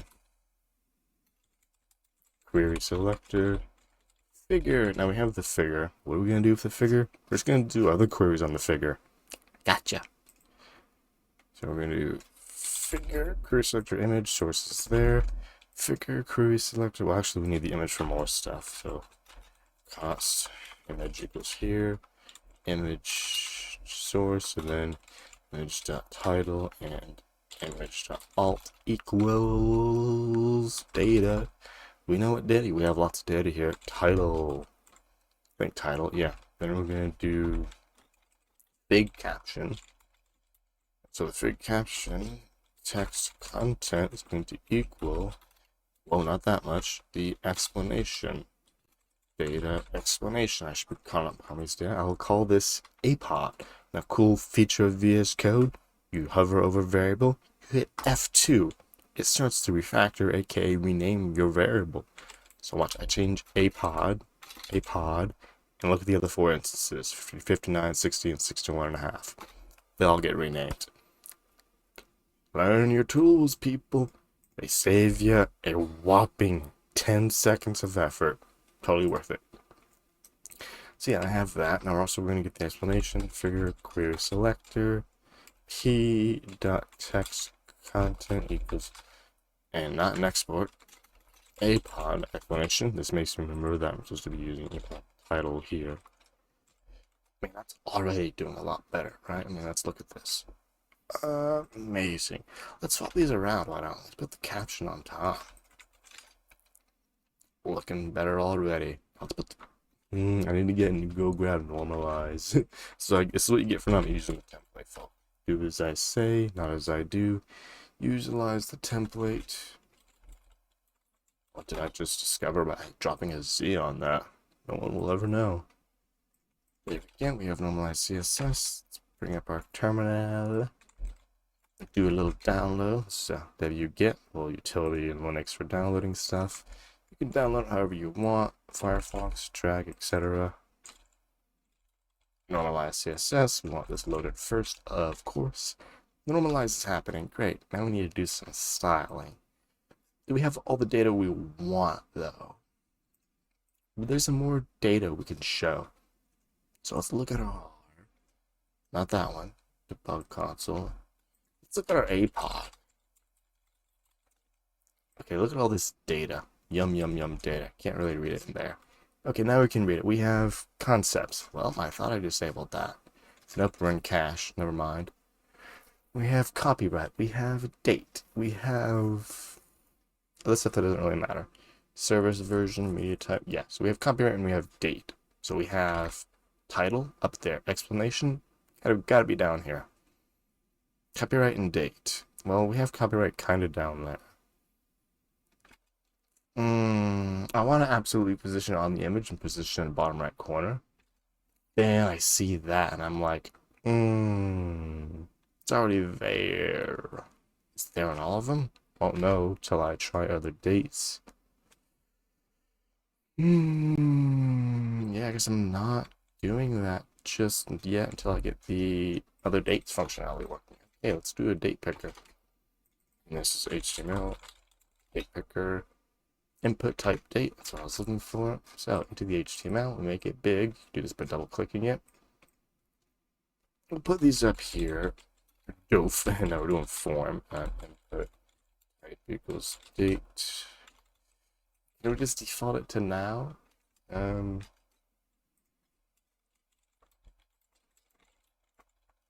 default to now. How do we do that?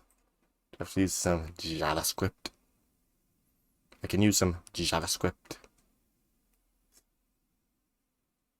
Okay, everyone's doing JavaScript. Value equals this, and I've written that, so let's get some JavaScript.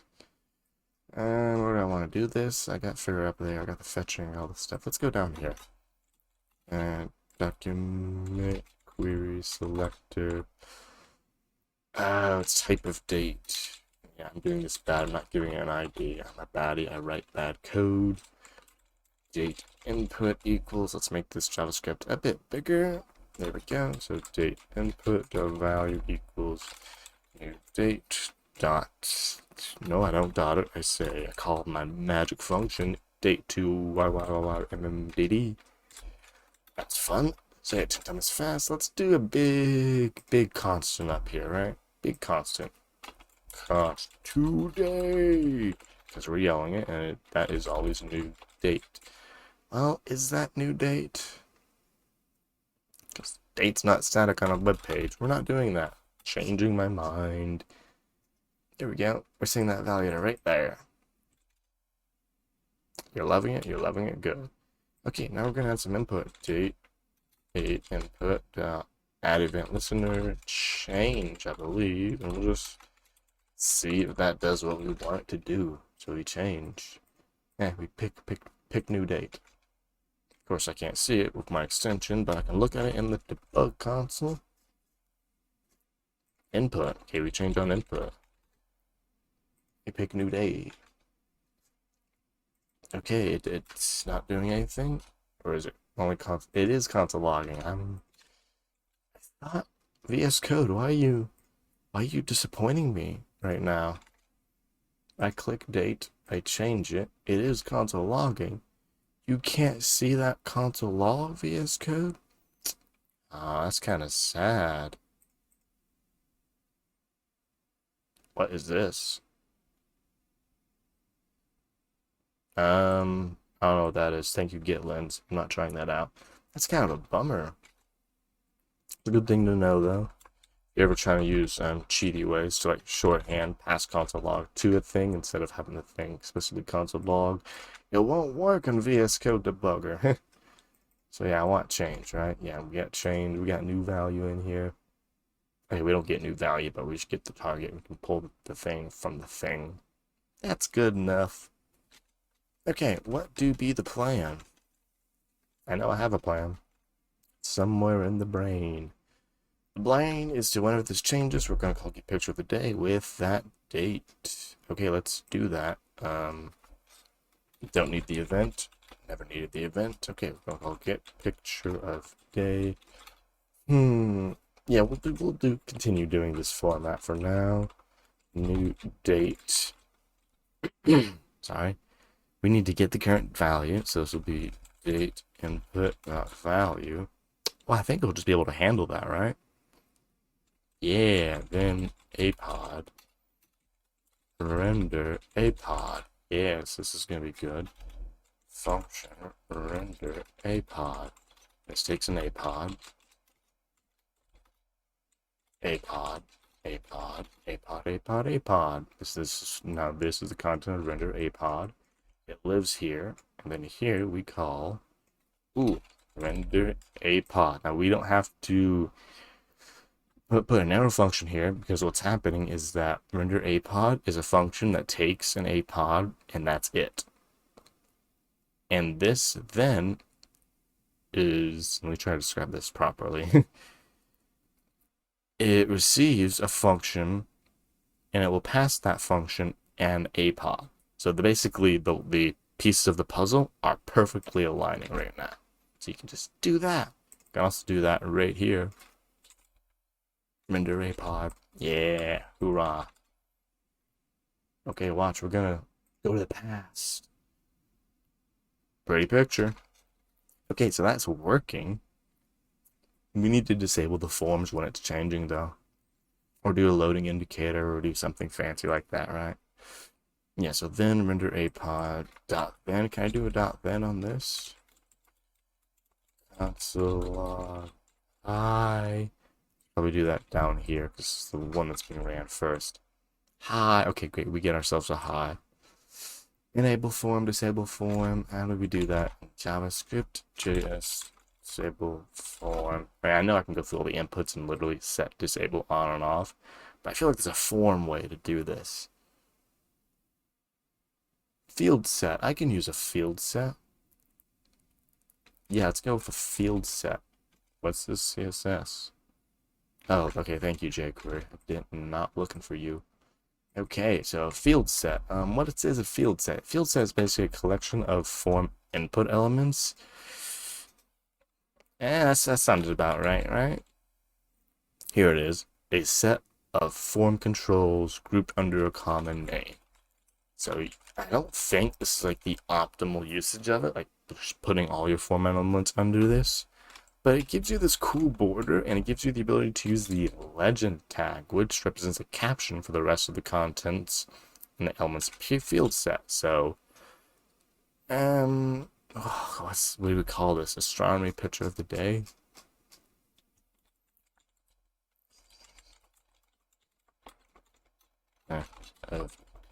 Day of the day. There we go. So legend, and I'll show it in like 2 seconds. Random. There we go. There we go. So here it is in 2 seconds. So the field set, let me show you just the field set.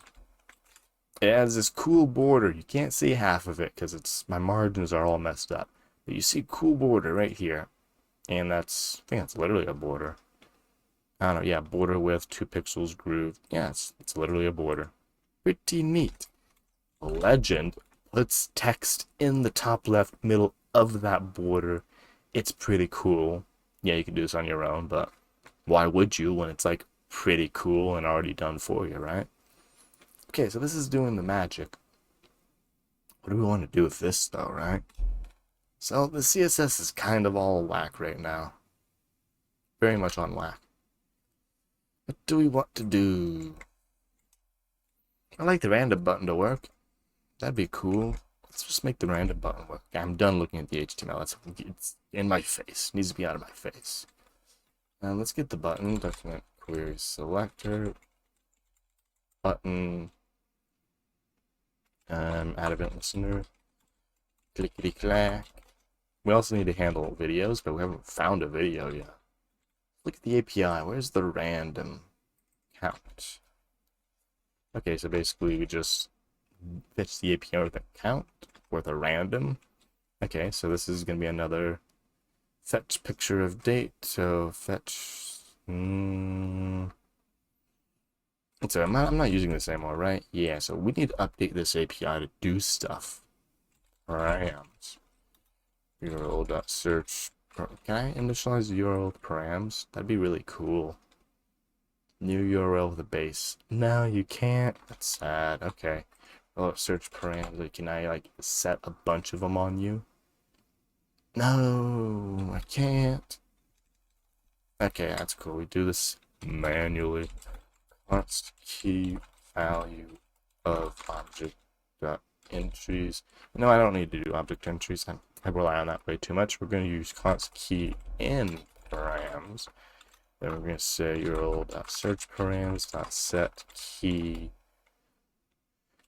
params key. I think that's, I don't know, it feels more, what is it, imperative, declarative, non-functional, non-method magic-y. Okay, so that creates all those. Put that, I'm gonna do it. I'm gonna do it. I'm doing it right now.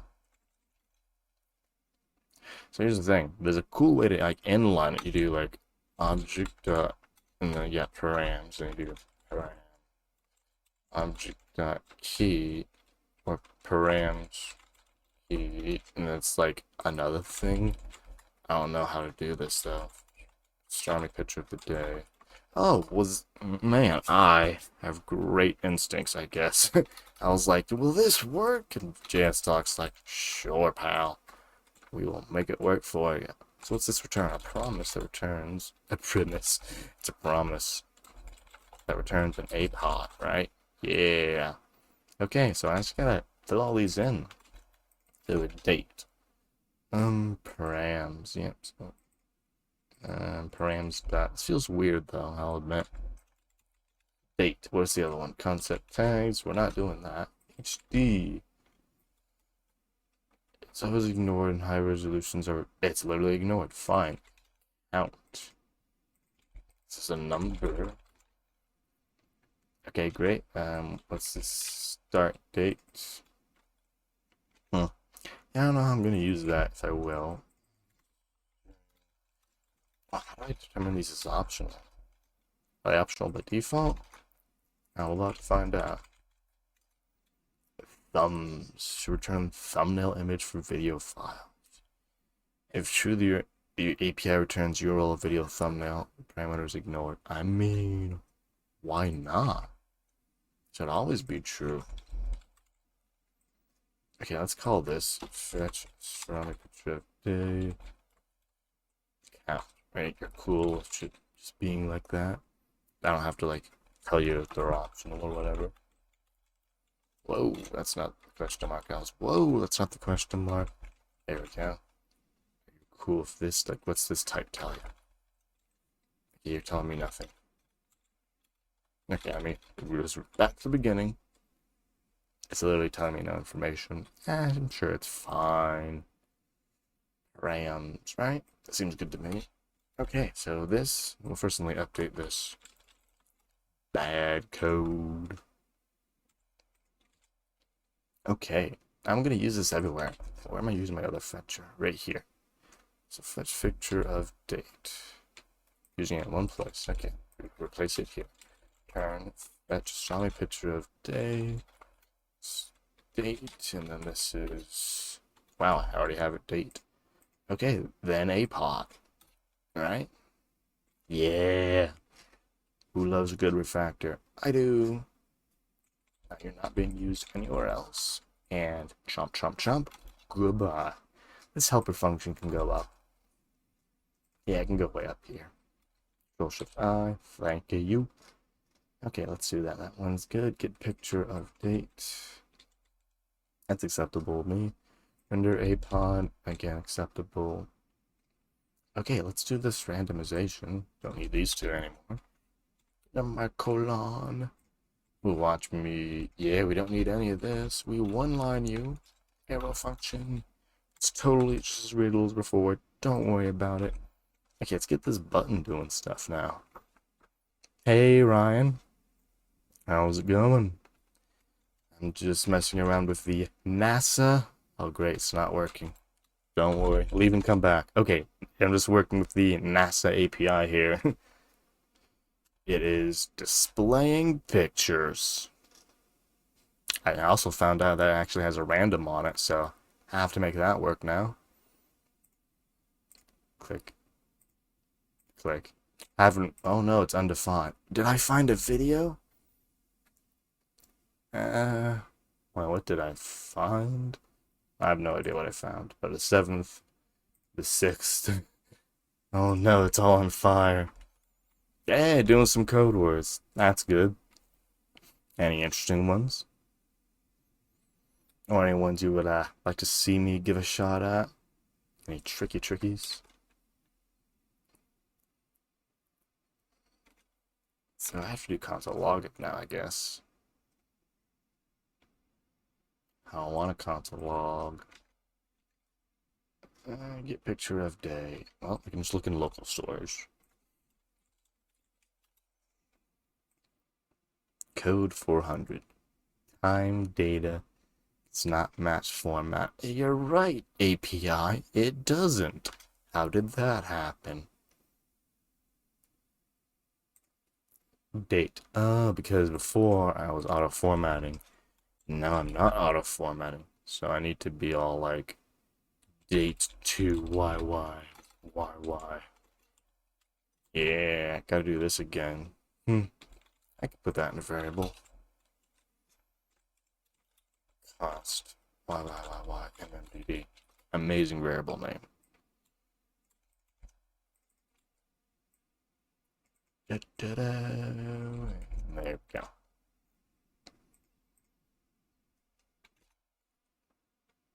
Picture.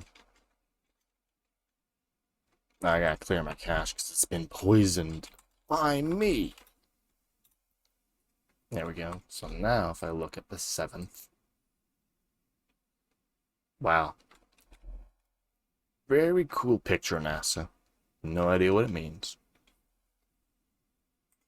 And we look in the future, it don't work as expected. Okay, so do think.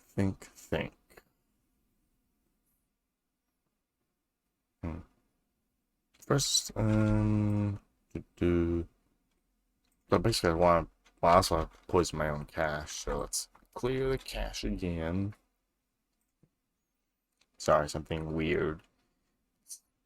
Twitch is doing a weird thing. It's supposed to do a thing, but it's not. Figure this out. Oh yeah, by the way, I do have captions working now. If you ever wanted to use them, you just click the little CC icon on the Twitch player. They're not accurate, but they're sometimes accurate.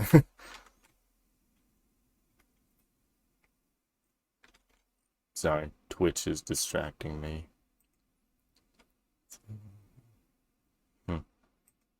Yeah, okay, I guess Twitch is just being slow for some reason. Back to the code.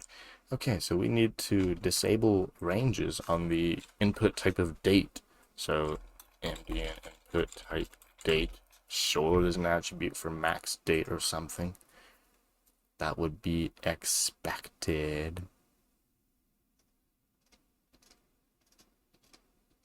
Max. There it is. So max should be today. So let's get the HTML, and then we don't put that in HTML, put that in JavaScript. And so const day equals, well, today is always changing. I don't know, we're not caring about today changing. Today equals, and well, not all of them, just these two, and one of them is going to be max. There we go. So now we click on this, and we can't go into the future. Perfect.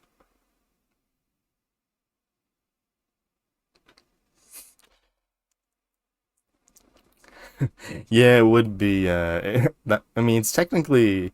I mean, I don't know like how difficult it is, but like what I'm using is something called like Web Captioner, and it kind of just hooks into OBS, which basically means all you gotta do is set up like a local, or just set up anything that connects to like the OBS WebSocket and just send it in messages. It's pretty neat actually. I didn't realize OBS had all this like that unique niche thing built in, and like the protocols all supported. So all you'd have to do is just send data that's not like literally anything that's not inaccurate. So because it's just a website, you send it any text you want, it just accepts it after like you authenticate with the password. So it wouldn't really be difficult to do. But yeah, it'd be funny, that's for sure. Don't know how like useful or maybe like accessible it would be, because it I guess you'd have to like secretly do it and like every so often just mess everything up. I mean, there's nothing saying that this thing that I'm using isn't messing everything up every now and then. But yeah, that would be a cool thing to mess around with. Okay, we can't look in the future. That's great, we fixed that part. Ah, point redemption. Yeah, that would be funny. I think like with point redemptions, you can like there's an input box too, so you can like put in the text of like how what you want to mess up on, or like maybe I can like do something interesting where it replaces certain words with other words. Like every time I say JSON, replace it with a JSON Derolo or something like that.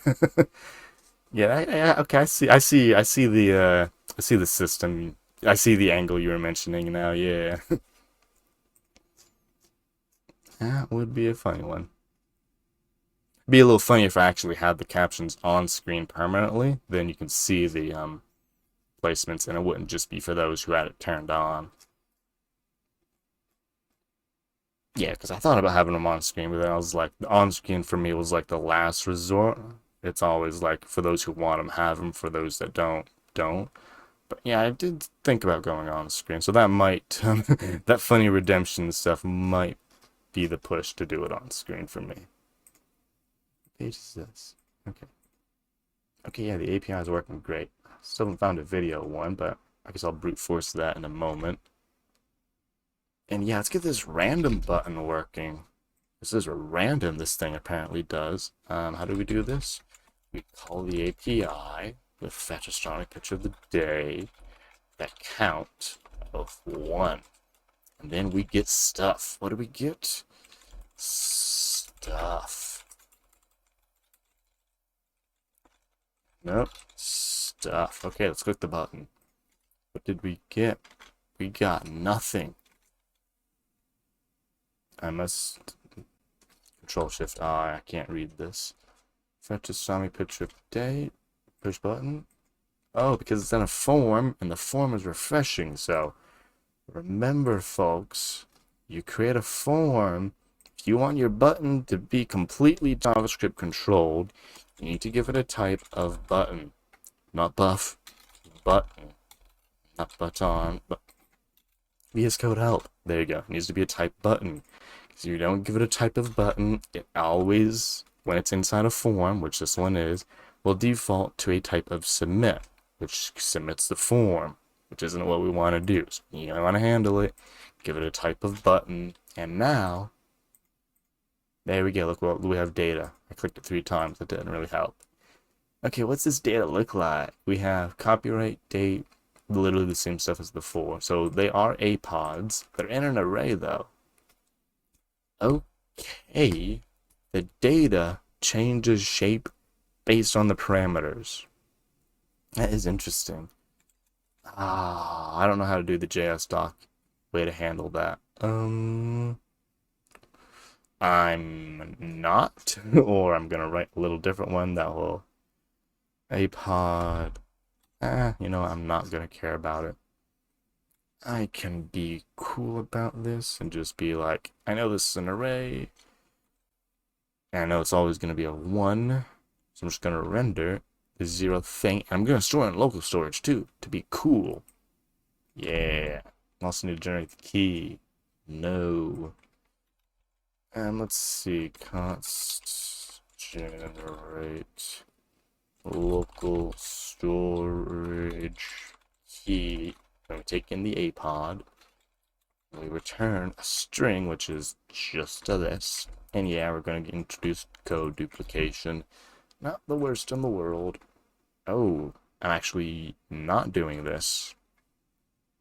Well, I need to take a new date from the apod date. So new date, apod date. VS Code, help me. Tell me this is an apod. It is. Sorry, I keep saying APOD. APOD stands for Astronomy Picture of the Day. It's NASA's term, not mine. So I'm just like, oh, this is such a great abbreviation. So we generate the key equals generate the key. MD will date to the date. We don't actually have the APOD to generate it off. Okay, we'll just take a date from here then. Got all fancy. I'm gonna go back all simple. Date, date, loving it. Okay, yep, so we take the date, we receive the date. Get picture of day, that works. And now I generate local storage key from the date, and I store it back in the thing. From what date? From the new date generated from... So, parentheses to structure apod. From the apod.date. Then we say local storage save set item this date. The value is going to be apod. And we're going to render this apod. So render apod. How many times? if I had channel point redemptions, everyone would be redeeming like the IRL word ban apod. Which make my life horrible. Hey, look at these parody pictures. And this is working great. And local storage is filling to the brim, I imagine. Yeah, look at all them. How do I get length? Length, if I type it right, it works. 12. Watch I push it again. 13. Loving it. And apparently the Commodore ran out sometime during this, so it is a break time. And I'm taking the break in like a few seconds. Just a few more seconds. Okay, yeah, I'm taking the break. And what we will be doing next run. Well, if I turn numlock back on, of course. There we go. So yeah, next run. We get the buttons working. The functionality exists. What will we be doing next time? Well, we'll be styling, I suppose. So yeah, so we have two things to do. We have to get it working for videos. In order to get it working for videos, we need to find a video. So that's going to be the first challenge. That's going to loop through all the days and essentially stop when we find a video. Second challenge, styling all this. So what I'm going to do for this, essentially, so these are going to be vertically stacked, and I'm not working, I'm thinking. The thinking's not working. So this is my break. So I'm going to vertically stack these, put this in the middle, as little width as possible. This, everything centers, minimal width, title, turns into an H1, explanation. It's fine here. Maybe I'll put it, I don't want to put it on top of the image, but maybe I'll make it like inverted. So like we have the explanation thing down here, but then it like, I don't know, it text goes up. That would be cool. What would really be cool though, like you see this. Okay, that's a bad image. I mean, I'm sorry, it's a great image, it's a bad example. It's like what would be cool is if my background image, like I don't know, you see it like whenever there's a portrait video or like the TikToks and all that stuff, the borders of the video, like that's outside the video, copy the content of the video, like a blur effect. That would be really cool. I would want that. I have to figure out like texturally how to get this one, but at least center, left and right. I guess I could grab the pixel value of the rightmost thing and just replicate it on a background image to the right. That doesn't really seem the right way. This is a cool picture though. Yeah, we will, well, for our break, we will continually stare at this picture.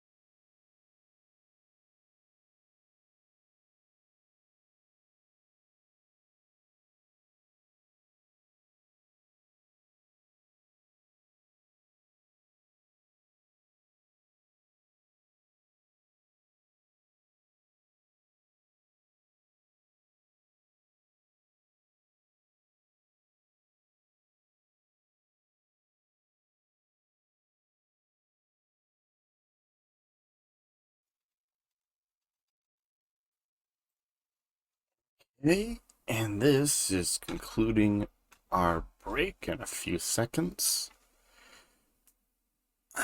We all stretched, took a drink, stared at something else, etc., etc. Now, what do I want to do? I want to style this thing, for I don't have any time to style it. And I want to implement cool background, but I know I'm not going to be able to do that, so just styling. Here's what I'm going to do. Just style away I go. First, easy styling. This is space, last time I checked. And there went my API key. That's okay. Fun fact, y'all. This ain't even my API key, so y'all can enjoy that. You can literally find that on Google. Background, black, color, white. I know, quite a riveting theme I've chosen here. It's literally amazing. Okay, let's do some styling. How do we want to do this? I mean, I think everything's in the main, right? Yep, everything's in the body. Okay, so body lives on. How do we do this? Do we just text align center? Will that do the magic? Yeah, it's doing the magic. Okay, let's take the field set. Field set. I wanted to say form, then I changed to field set. Too late, apparently.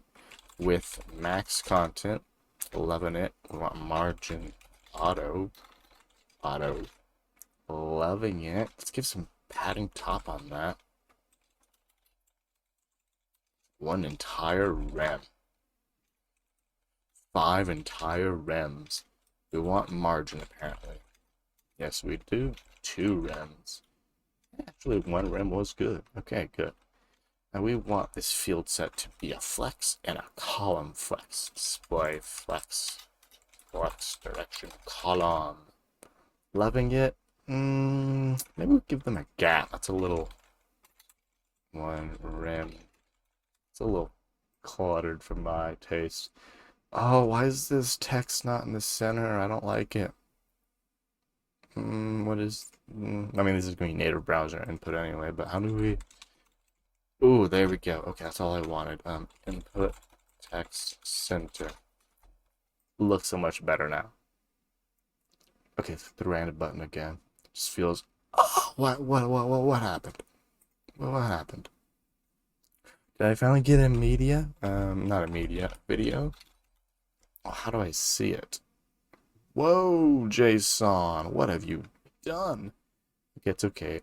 What day is this? The Hubble Ultra Deep. Look through all of these. No, I don't. Keys. No.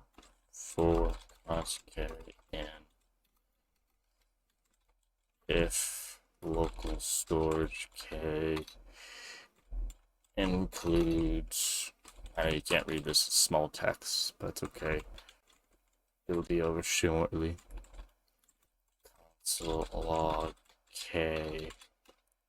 No, K includes not a function. Unless you spell it right. Includes not a function. Get item? I have to call get item? Thought I could index this thing directly. No, can I repetitive null? These are keys that you have, though. Okay, fine. Or empty string. Weird JavaScript. Okay, I have to look through it manually, so that's all I wanted to do. Title, space station, nope. Title. I'm not gonna be able to see it, because I have to look at the network. Yeah, maybe. Oh, the network's not there. Oh no. Okay, maybe I have to literally go through Google to find this then. Oh, did I find it? August 2nd, 2021. I can do that. April, March, February 2021. Oh, that's August. August 2nd?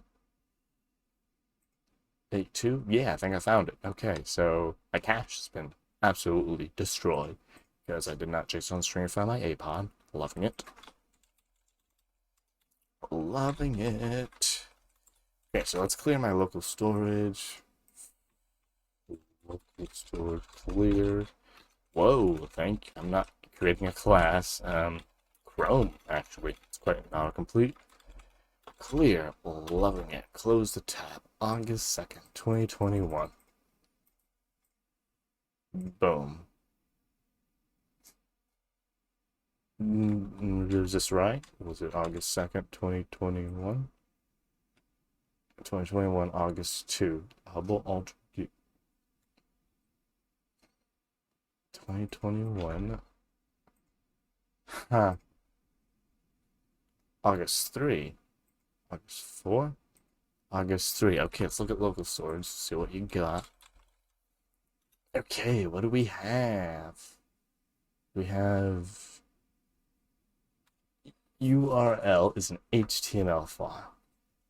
Media type video, but then you gave me an HTML. I mean, let's console log this and see what is up. So we are doing render a pod, right? Let's log our a pod. No. I'm gonna have to hardcode. Sorry. I'm gonna have to hardcode this test value in a moment. Okay, APOD, how are we doing? This is a URL media type video, but you gave me an HTML file.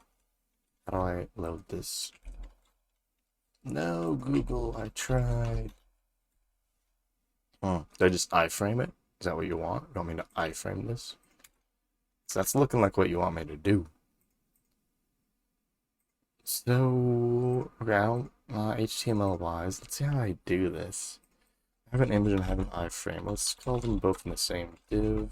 Well, not that clipboard. This is going to be content. I don't know. Maybe I'll swap it with an iframe. I don't know. I haven't really. So what I'm looking for is HTML tag or a node or something like that. I don't want you to call it inner HTML. That is the ugliest solution. No, no, no. No, no, no. Is replace child. I wanted to find that. Yeah, node replace child. Okay, so it's there. It's just YOLO. Alright. We're not calling this an image anymore, though. We're calling this content. Here's my IMG.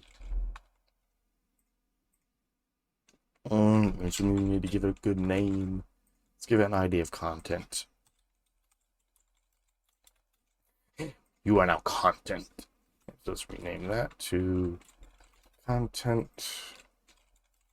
Oh, ID of content. So let's look into that replace child thing.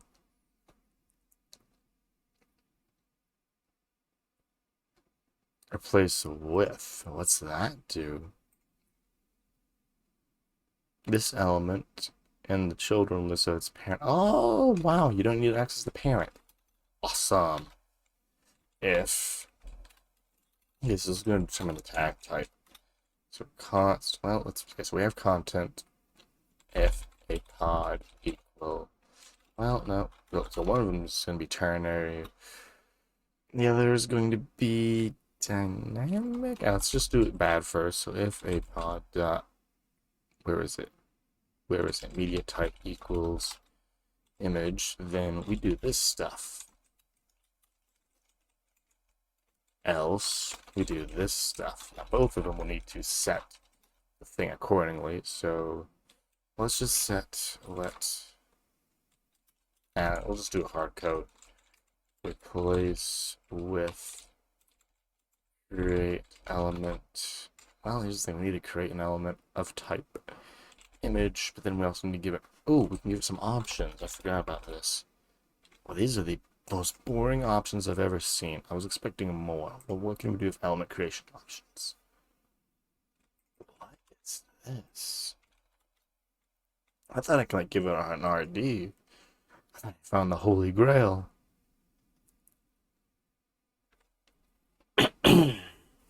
Oh, it's a custom element. Disappointing. Okay, gotta do normal thing. Well, seriously, I was just set content ID back to content because I'm writing this in an amazing way. It's totally good code. Now watch me misspell content 5 times and then get it right. Okay, yeah, so replace it with an image. And here, replace it with an iframe. I believe iframe source is the same, right? Yeah. And here I'll just reset the title and alt to empty string. I'll probably have to remove it. I do. Okay. Content, remove attribute, title, and alt. Holding it. Okay, so August 2nd. Let's hardcode this thing in. So we're not doing today. We're doing new date 2021 07 because months are indexed by 0. And August 2nd 03. Math. Okay, math.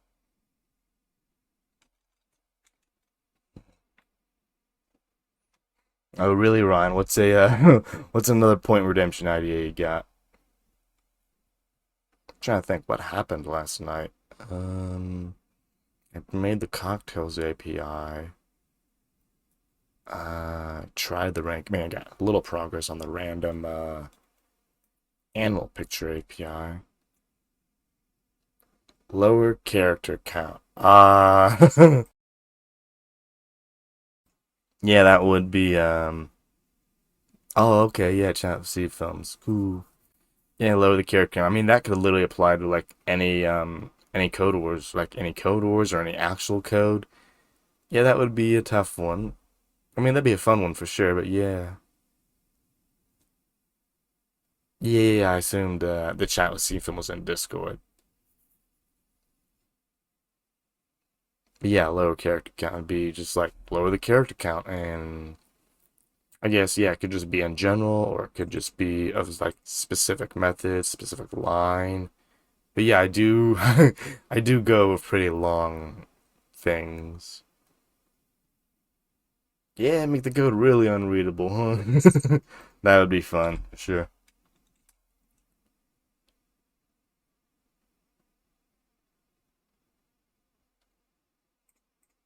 Yeah,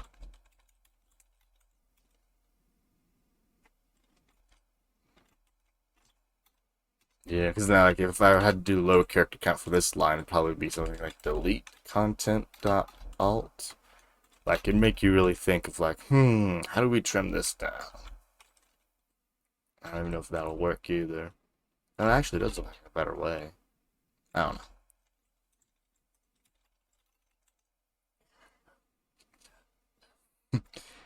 But yeah, it's definitely on the list there, Ryan.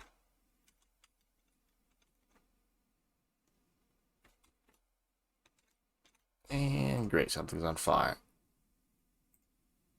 The image is here. Okay, so things aren't happening. So let's look at things that aren't happening with a breakpoint. I do not use this enough. Yeah, run the breakpoint. Well, we're not in the breakpoint. Why aren't we in the breakpoint? Running again. Render a pod. This is a pod. Render the a pod. Okay, apparently we're not hitting the breakpoint. Space station crosses a busy sun. Okay. I broke everything.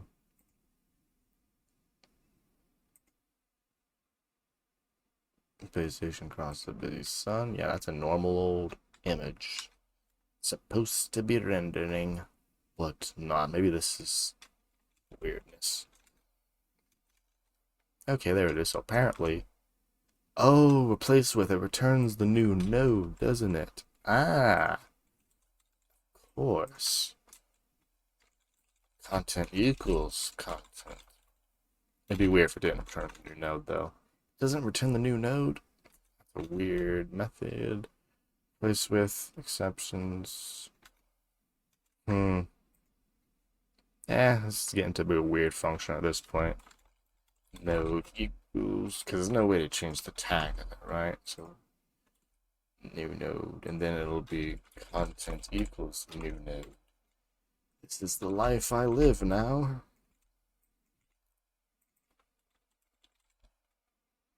And that's not content equals, because that don't do nothing. Well, it's not both content equals. It's just the one content equals. Yay, the sun's working. This ain't working, but I click and I click. Yay, the iframe is dead. Okay, let's figure this out. Iframe options to same origin. Great. Okay, Google. What do I do to get past that?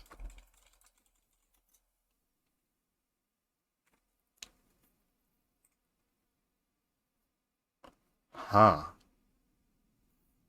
Well, I I want to be able to render this. The hope you gave me a URL to render. How do I? Okay, let's ask it specifically.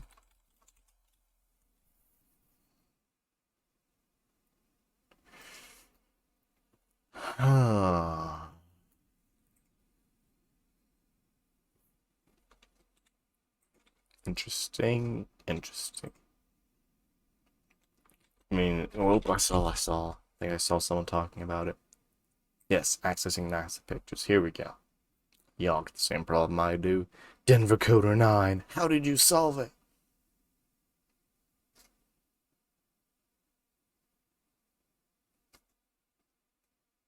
There's no answer. Okay, let's look at it ourselves.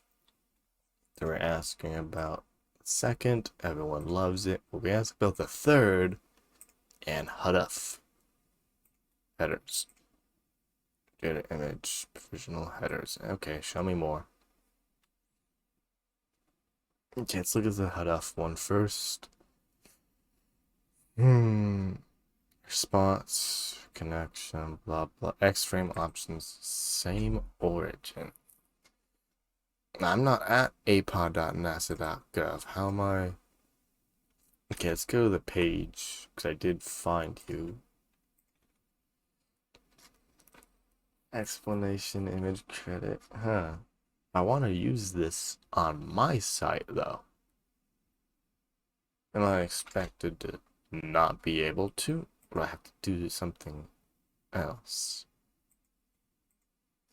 Refuse to connect. I see this. Okay, there's a thing about giving me a thumbnail. There's a thumb. Yeah, so if I do thumbs, I always get thumbs. I get a thumbnail, it'll be a picture that'll be clickable to what I want. Okay, that's what I want. And I want random. I mean, technically I want this all the time. True, thumbs true, but this ain't where I need to go right now. I need to go to the other place. This place, yes. Then I'll need to clear my local storage cache. Gotta use the two places. Where's my page? Here's my page. Local storage cache. Be gone. There we go. Then we click on the previous day, the next day, and we have the thumbnail in here, right?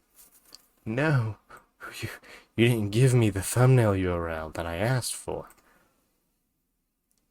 None of y'all gave me a thumbnail URL I asked for. I mean, that's cool, I guess.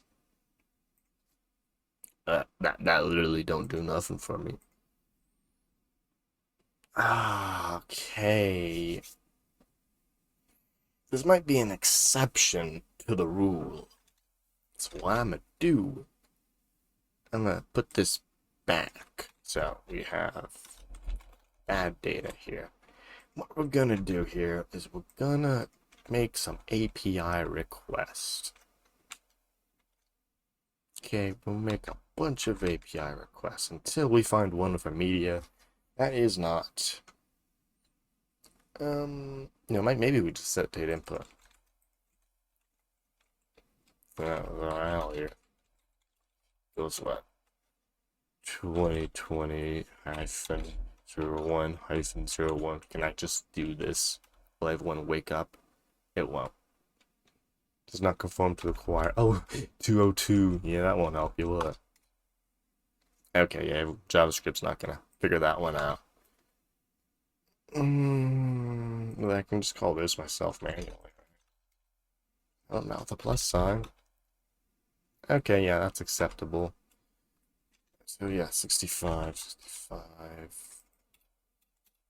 I don't really care to render this in though, so let's Okay, let's do this in the actual code. So while true, constant, no, not cost, let now equals new date. We're gonna call const a pod equals call, but get the picture of the day with this date, which I have right here. So I don't need to create one. I just pass it now. I say now. Well, I'll check if a pod.media type not equal image. Well, why aren't you helping VS Code? VS Code help. VS Code? Oh, because this is a promise. VS Code, you were helping. Greatest apologies. So I need to do stuff. Huh. Okay. I write myself an asynchronous, instantly invoke function expression, aka iffy. So I can do my little scripting magic in there. Everyone is now happy. I'll catch the errors and just chuck them to console error. Control-Shift-I, love my formatting. So, can you help me now, VS Code? Of course, after I await it, it will help me. Yes, media type, it's not image. Great. In the meantime, I'll just console log every pod. Of course, I need to decrement. Well, I don't need you to have multiple lines. My date by saying now dot set date to now dot get date -1 like so. Okay, so here's the thing, when I run this, it's either gonna catch on fire or the stream will crash because it all crashes. Okay, wow, we're doing a lot. We found one, okay. We have a URL. It is a YouTube embed. So it looks like I'm literally meant to iframe everything they give me. So I'm going to do a count. MC equals MC. And MC plus plus. If MC greater than or equal to. So I'm going to get 1, I'm going to get 2, then we break, right? Yeah, so it's not image MC plus plus. Yeah, I only want to look at the non-images one anyway, so MC plus plus. Control-Shift-I, thank you. And you know, let's go with the rendering. Like render a pod while we're here. And let's just set timeout. Await new promise. R set timeout for probably resolve at 2500, 2.5 seconds. That should be enough time for me to see the a pod before it renders. Okay, so we're gonna do this. Can I remember media type? Huh. I didn't pass an actual APOD. That would help. Okay, the iframe works there. The iframe works there. Okay, yeah, so let me just console log date to YYYY now, right? I can see that. Pretty cool. Let's increase it. Oh, this might go through the entire API. Let's go to 5. So we got one there. Got one there. Oh, well, here's the thing. It's a local source. Half of this is being cached, right? Yeah, I'm fine with what cache element, what, 5 megabytes? I'm not gonna hit that anytime soon. I must have hit 5. Okay, well, here's the thing. I can uncomment this line, and if it catches on fire, I just recomment the line, and we add a 100% millisecond delay, so I don't really mess things up. There we go. Okay, this is acceptable in my book. So I have an iframe. It likes YouTube videos. Loves YouTube videos. All the YouTube videos are great. Can't get enough of these. Actually, there's a fair amount of them.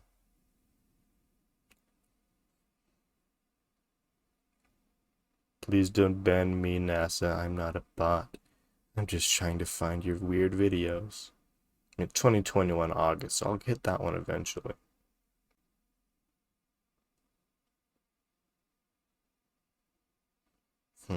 So the embeddability is good. If I can add an event listener to an iframe that tells me when it fails, that might be my approach to swap it with an anchor. It's called like click to view or something. August is coming. Was this like once a month? No, it's not once a month. That was literally the day.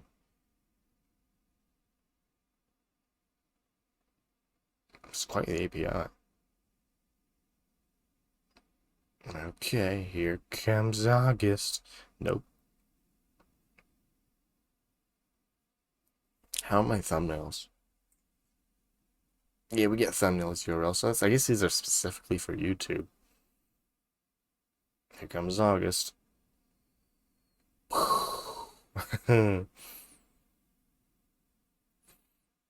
Okay, yeah, it's acceptable.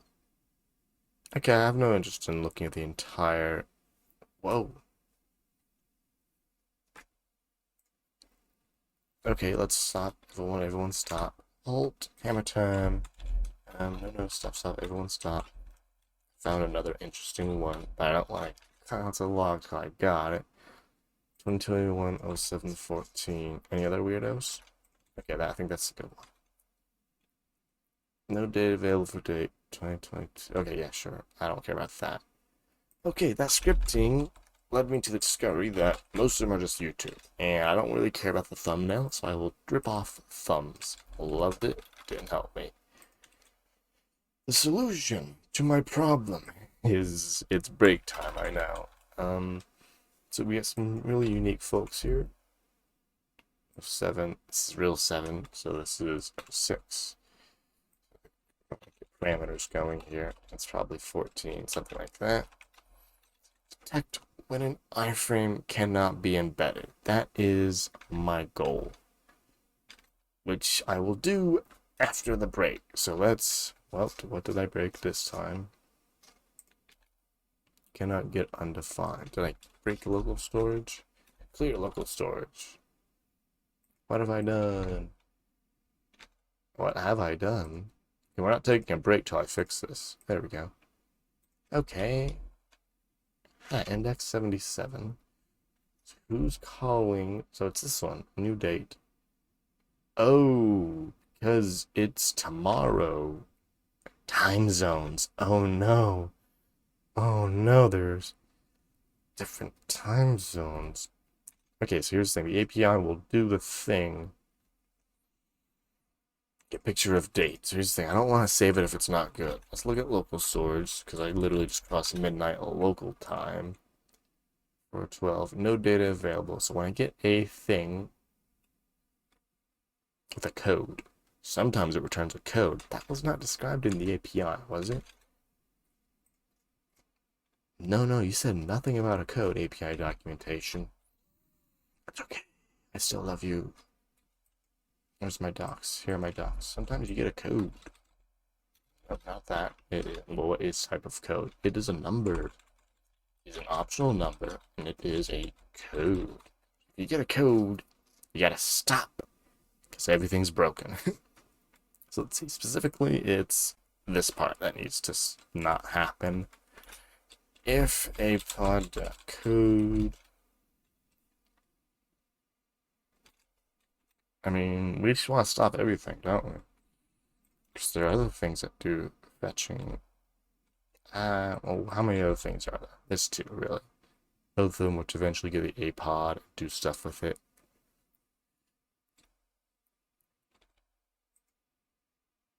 Yeah, so we don't want to do this here. We want to do this in the fetching. Yeah. Okay, good catch. Good catch. So now we have the apod. Technically, this is just a response, but yeah, I'm not changing all the things I've written now. So if the apod has a code, then it's an error. So we're throwing new error apod.message msg return apod otherwise. Let's get that attribute document while we're here. MSG, right? So MSG is sometimes existing. It is a string. MSG. There we go. Okay, so we're in the future now. Now if I refresh this, things still don't do what I want because they're in local storage. Gotta clear the poisoned local storage. Now, oh, you're kidding me. Was I literally like what? How long has that been? I was 5 minutes earlier than the API. Okay, so I need to handle that error though, because if I ran into the error, someone else would run into the error. So let's not hit next. We'll go for tomorrow. It didn't do anything. I'm throwing the error. This is console. There's the error. Okay, date must be between June 6th. That's not the error. 13, 14. Okay, which line? It's line 40 or 39. Okay, so this is the error being thrown. Now, it's here that things need to be caught. Okay, technically, I'm passing on the catch to you. Then that catch error, so console.error. I mean, I can just, no, I'm passing this to alert, not console. Message. Yeah, there we go. We alert the error. It's not our problem anymore. Then that catch. Okay, this looks good to me. Oh, we also want to do it here. Catch. Okay, this looks great. Let's go in the future. Boom. Okay, this is looking great. This will handle the weird off thing I'll get. Use 39. That's a literal fetch. Okay, that's cool in that book. You're cool. You are cool, error 39. Okay, this is good. So, supposed to be in a break time. We will take a extra minute of break to compensate my rabbit hole obsession with getting that error work. But hey, y'all can see it here first. The latest picture of the day from NASA. Looks pretty good in my book. Take a break, stretch, drink, all that fun stuff.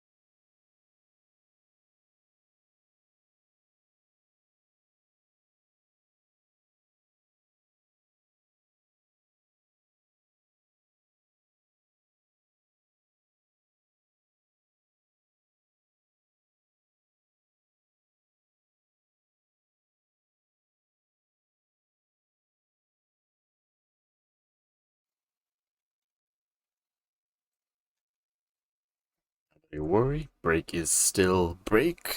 Just gonna scroll around a bit and get some ideas of what we'll be doing at the end of this break for the next and last Pomodoro session of the stream.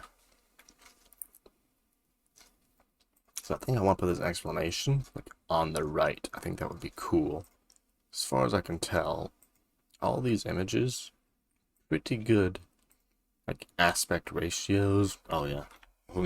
I forgot mobile exists. Ouch. Yeah, that's not good. I got two things I want to do. Gotta handle mobile, of course. And gotta handle the weird iframe stuff. So we got technical iframe fails to load. And you know what? Explanations might be fine exactly where it is. And it's not fancy right now. There's nothing wrong with it, right? It's just down there. This title could do enough an upgrade though. And the random button should update the date. So that's what I'm gonna do. The random button will update the date. The pictures will scale on mobile. The iframe will handle when it's a bad iframe, replace itself with an anchor or some placeholder. It will handle it basically. And I will get this on GitHub. So those are the things to do. Let's end the stream with a good one. Okay, let's get the random button updating the date. When we do random, we get thing, then we save it, all the good stuff, we render it, update our date input. So date input dot value equals yeah, lots of very what do you call it? Wet code here. That's okay. New date. A path thingy. There's the thingy. Okay, so let's have a look. 1/26/2016. Look at all these beautiful dates. Boom, less than a minute in, we got that one solved. Okay, let's do the width on this. We just give the image or give content like a max width, right? Where's content? We don't have content. Let's style content. Let's width do 90 VW because I like padding. Let's do 95 VW because I don't care about that much padding. Wait, what is going on here? What? Why does figure have so much margin? I never asked figure to have margin. Okay, default styles. Goodbye. Yeah.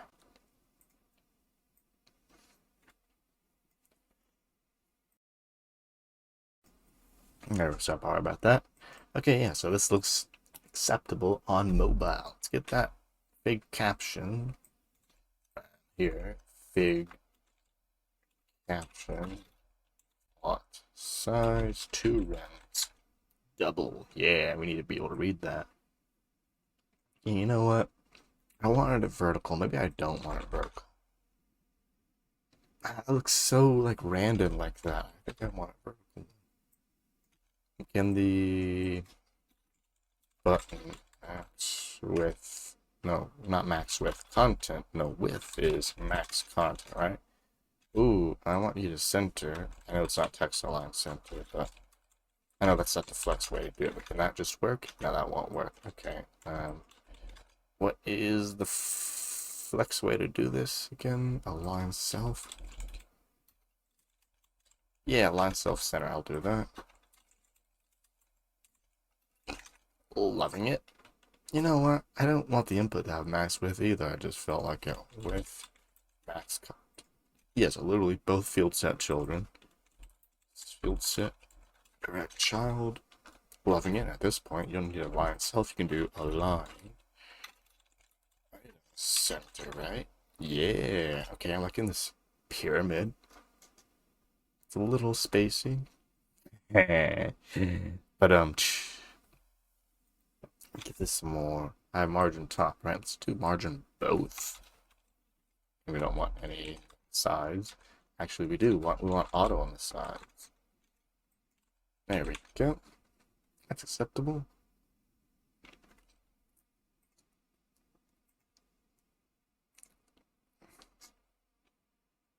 I don't really want this to be a drop down at all now that I think about it. Why don't I just put it there?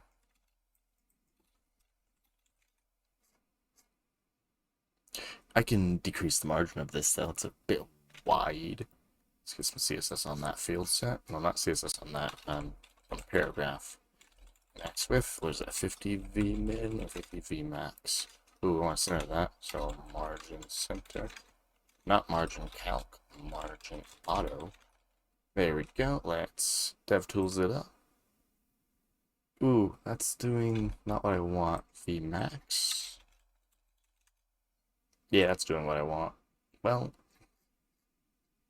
it's not what I want. 75. That's acceptable. Okay, and then it's taking. Yeah, that's cool. Give this image a good bit of content now. That'll give you a little bit of margin. One rend. Oh no. You're giving me scroll bars. I don't know how to solve this. Margin top and bottom one rend. There you go. I solved it. Solved it by not handling it. Now this can be a drop down. This can be a details. Here we go. Okay, I'm detailing seeing that. Detailsing. So it's gonna be details. Do I even need the form? I think I need for the field sector to be semantic. We're not doing legend anymore. We're doing summary. Ooh, what? Nope, I'll just delete entirely. Control Shift I. Thank you, VS Code.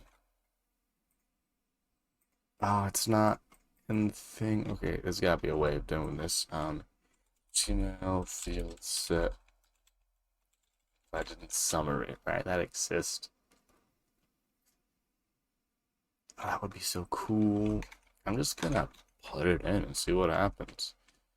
So if I put my summary, put your legend in my summary, right? That's what I want to do. I don't think it'll do because summary needs to be a direct descendant of details. But who knows? We should have both, and when it's open, you can't see the summary, and clicking the legend triggers the summary, right? I can do that. It's not what I wanted to do. It's not what I said I'd do, but I'm gonna do it because I want this feature. This needs to be a clickable, so I need to tab index. What is it? -1 0. There you go. Yes, it needs to be clickable. I have gotten extremely distracted, but I have to make this work now. It's a feature I need. I cannot continue without it. Okay, we make it so when this is open, you can't see it. So details open, summary display none. Details open, summary display nonezo. Ah, and then when you click this, details will close. So I'll need to also make it when that's the JavaScript thing though, right? Yeah. So I need to grab the summary, grab the legend. Then add event. And this is gonna be a click. Hopefully that detects all your keyboard events, your enters and stuff. And there's to be document query selector details. There's gotta be an open on you, right? So MDN details. Well, HTML details element. Then you gotta have no, not the div element. I want the details element. Tell me you got at least got an interface, right? Yeah, you do. Ooh, a toggle event. That's what I want to do. Is it dot open? Okay, it's indicating event toggle. Open close state of the details thing. Okay, that's cool. Did I just set open to not open? Open equals false. That feels wrong. Control Shift I would work. I'm a genius. Now, how do I just hide the summary marker? Or no. Well, this is gonna be cool. I'm gonna add it to the legend, right? So what's the Unicode character? Yeah, don't mind me snooping on your Unicode. I have to unhide it when I do the thing to yoink it. Yoink. Okay, this is what I want.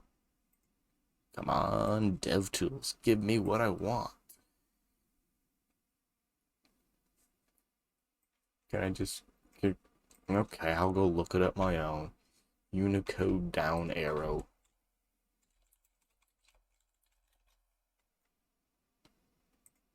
It's a fat one. The big square triangle-y one. Down arrow. There's the one.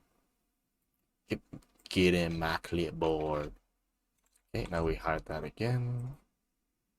We find it in the HTML. We manually add it, right? So just like nothing happened, except it's bouncing around because I have a margin on the top. Where did I add the margin? I will replicate it so it will be cool. Field set margin 1 rem. Summary. So all summaries. Margin 1 rem auto, right? Oh. Okay, this user select is very uncool. Why am I doing this? I'm doing this in the form. Just select none. What more do you want? What more do you want, right? This is perfect. Watch, I click it. Where's my keyboard? Clicky. Okay, keyboard navigation. Enter key, space key. Oh wait, I put the button, a button in the legend. Will that be cool? Will you be cool with a button in the legend? Put a button in the legend. Stylistically, not the vibe. Failed to fetch. Oh, great. Yeah, button type button. But I can manage. I will clear all your styles. All my query selectors are broken now too. Where's my query selector for the current button? So this is field set direct button, right? Now let's get field set other button. So, well, it's the legend button. All unset. Why are you angry, CSS? Yes, and this is a clickable, so I click. You were a button at one point. What happened? This is a button. Oh, I did tab index. Are you angry about tab index? Oh, the button doesn't do anything. Why don't you do anything? Because I didn't tell it. The computer does exactly what you tell it to do. But hey, now I grab the button. I do exactly what I was doing before. So query selector legend button. So I click it. It works. Tab navigate to it. It works. Now I have the weird focus thing now. When I do this, I want to focus back on the button and the other thing. So I need to find query selector summary called .focus, right? And then when I click on the summary, this is very hard-coded and hacky, but it works. I don't want to hear nothing from no one. Find the legend button and I focus on that, right? So, whoa, DevTools, hold on. Click, and I click, and no.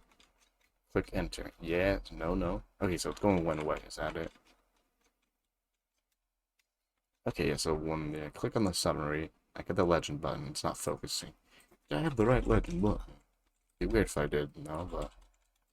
Oh, the click event. I'm looking for the toggle event, aren't I? I just took a screenshot for the memory book, I guess.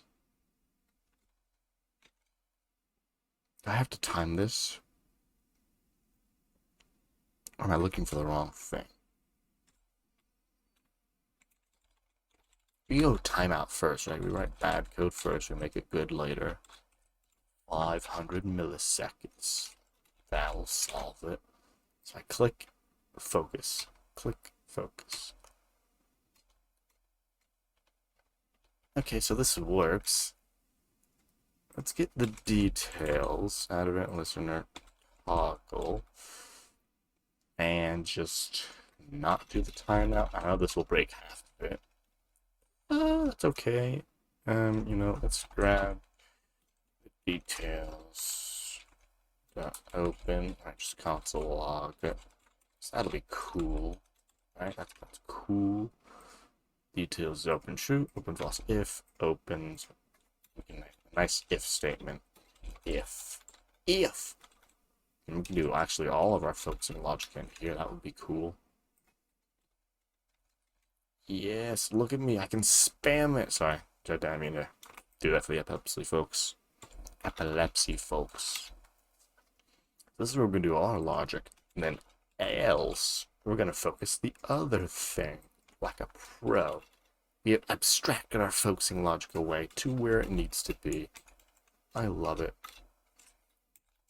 And we have so many query selectors, though. Okay, let's figure this out. I mean, do we need to figure this out? Not really. Just put them in variables. Ooh, I want to use the feature. I never use this. I should all the time. Export to constant and enclose in scope. Details. Boom. Yeah, I love that. Okay, now I have to do it other places too. So I didn't do it everywhere. Sadness. Legend button. What is this? Close details button. Looks good to me. Cool feature. I used it once. Yes, very much.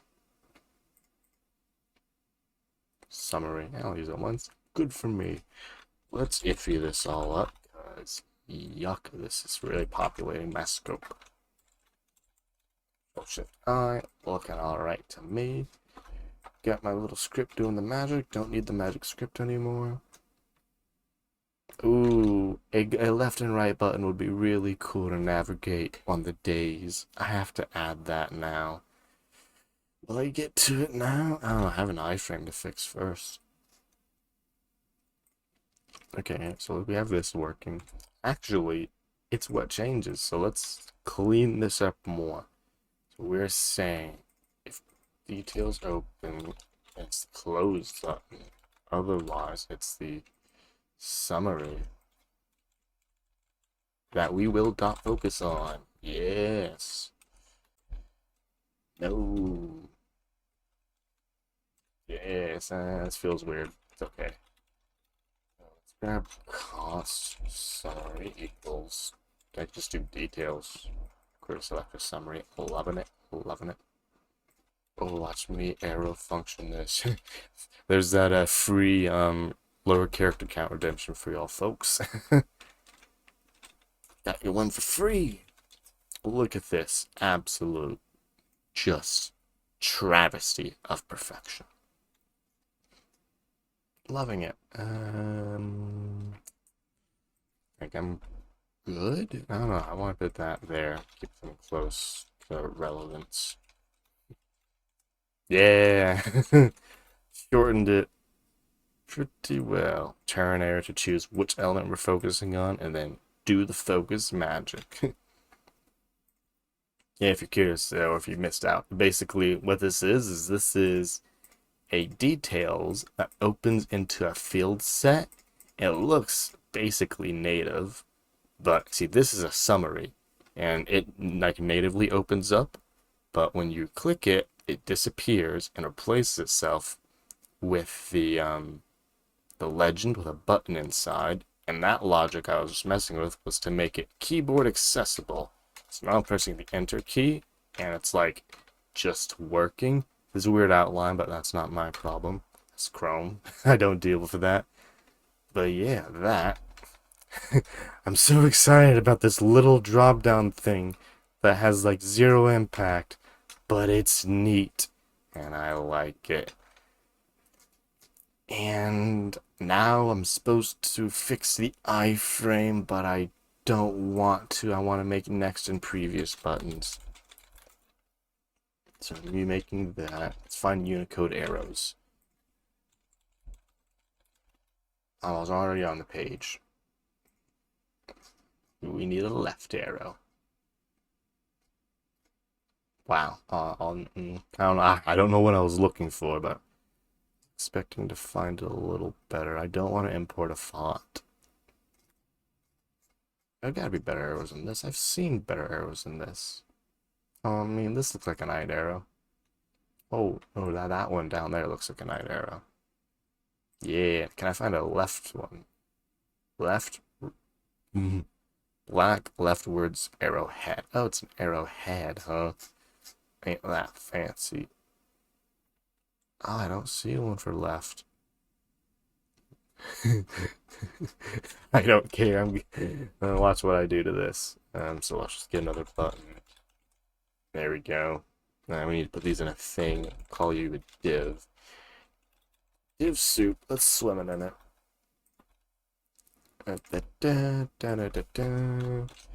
Will you just flex horizontally for me? Yeah, that's exactly what I'm looking for. Okay, so first one. Watch me mess this up. Oh, I'll need to. Yeah, okay. I'll add some alt text on this. It's alt, right? So, oh, or VS Code. I had it right. Previous day. There we go. I'm loving that. Now we'll go alt for it. Next day. Yeah, that's right. Random. I think that's an appropriate name.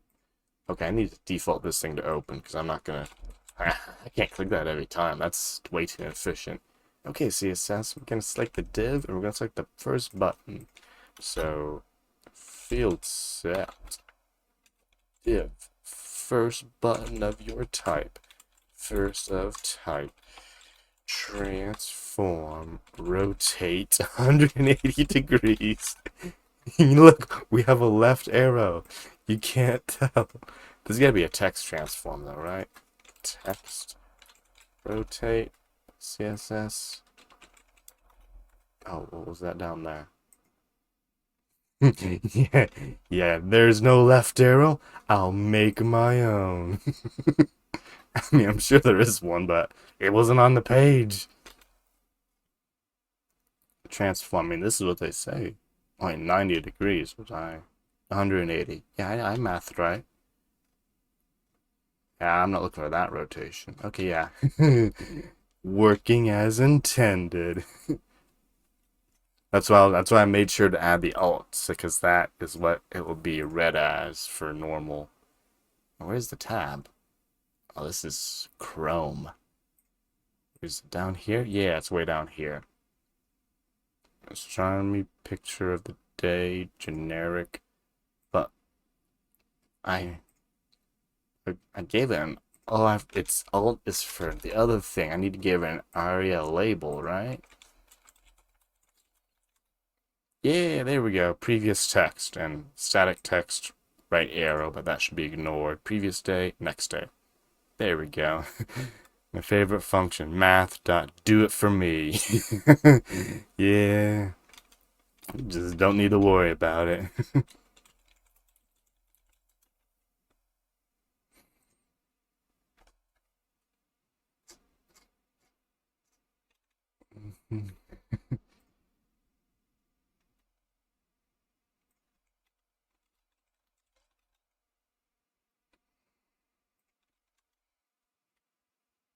Yeah, I'm sorry, I lost track of my thought. Yeah, so we have previous day, next day. We have beautiful buttons. They don't do anything. I need to like be smart and disable them accordingly. So this will be when this thing changes. Ooh, I need to do more stuff. Hey, yeah, you have a good one, Ryan. Thanks for hanging by. Oh yeah, 5 hours. You definitely. Oh, you shouldn't have stayed up so long. Appreciate it though.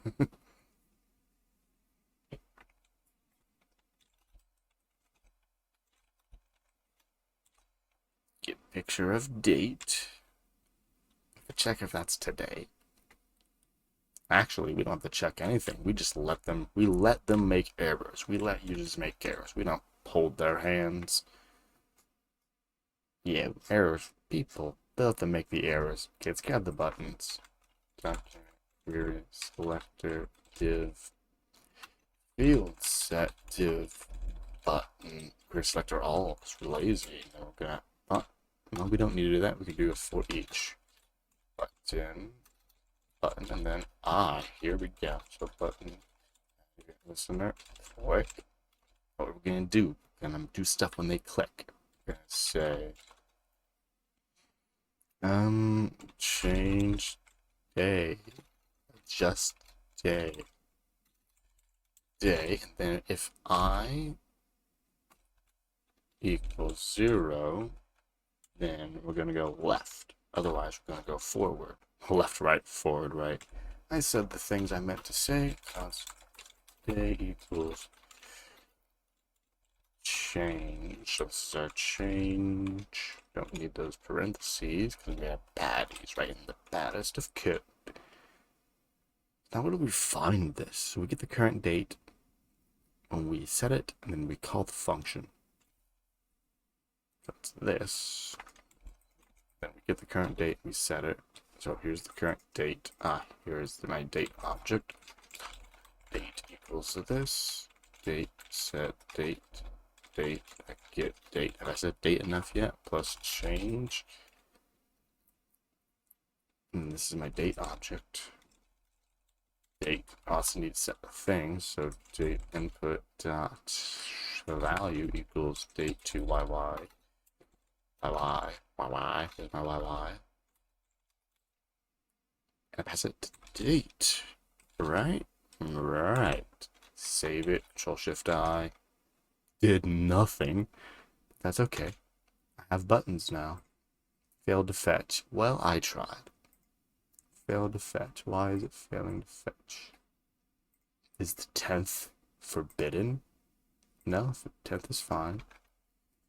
Get picture of date. Passing a date object. Literally, why are you failing to fetch at this point? Clear. Have I done something egregious? Open Be Big Network tab. Oh, yes, because I've written that as a type of button, of course. Okay, type. Oh, wow, multi-cursor mayhem there. Okay, add the space there, move it there. Everyone's happy. It's going by 2. What in tarnation? Okay, well, the next one ain't working. Let's make sure this query selected does the coolness. It does do the coolness. Okay, just a set date plus. Okay, let's look at the thing. Date. So this one's going back by 2 for whatever. Some weird off by 1 indexing stuff. I thought I didn't have to worry about this. Oh no. It thinks it's the 11th, and the 9th, and the 7th. Oh no, it's time zones. Oof, so I'm doing HTML date. Is there other date time? Date time? I don't care about the time though. Oh.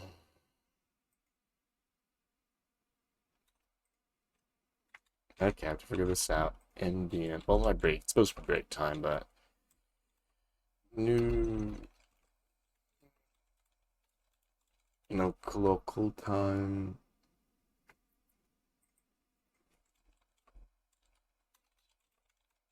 Oh, have a nice little string.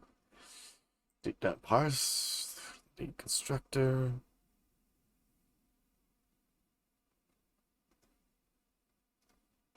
To split it up, don't I?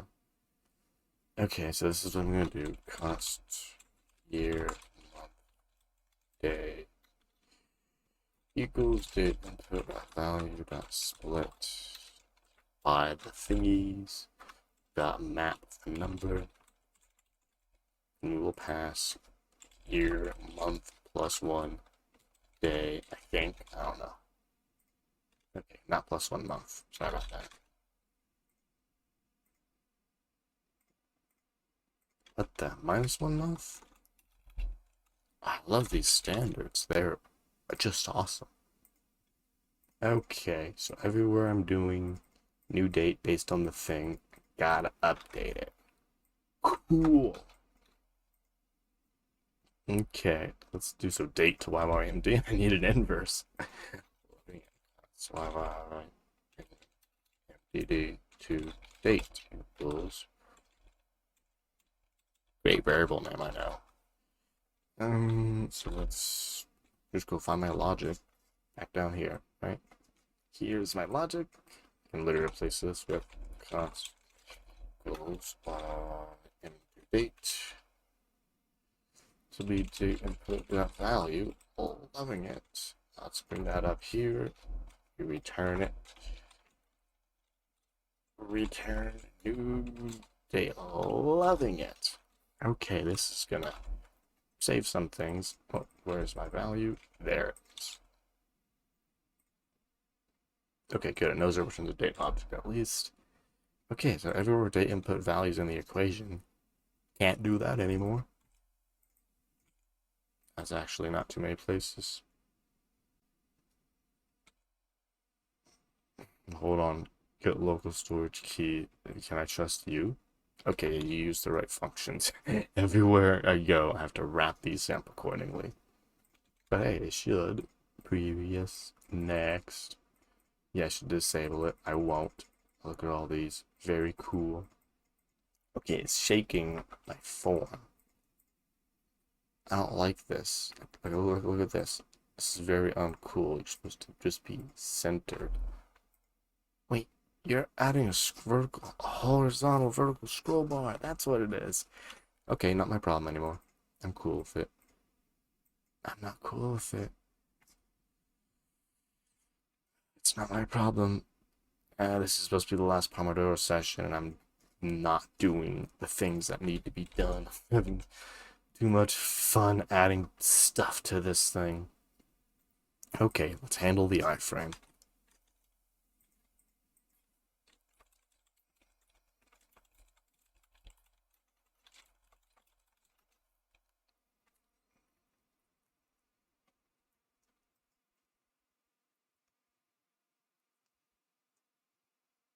There you go, detect failure on load constants. I don't have parent. Like, I don't have that kind of access.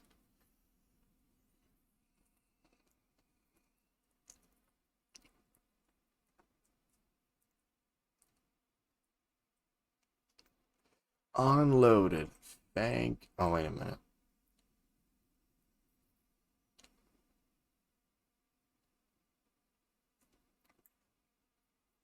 Huh. It is literally not what I want.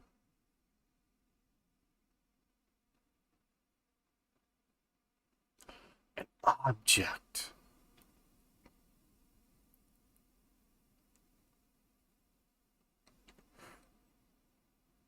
Okay, this person's going on like a freaking journey. Okay, I love it, but what incarnation?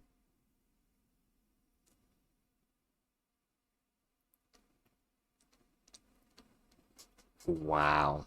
Um, okay, I'm a little terrified now. Man, can I just check if things load?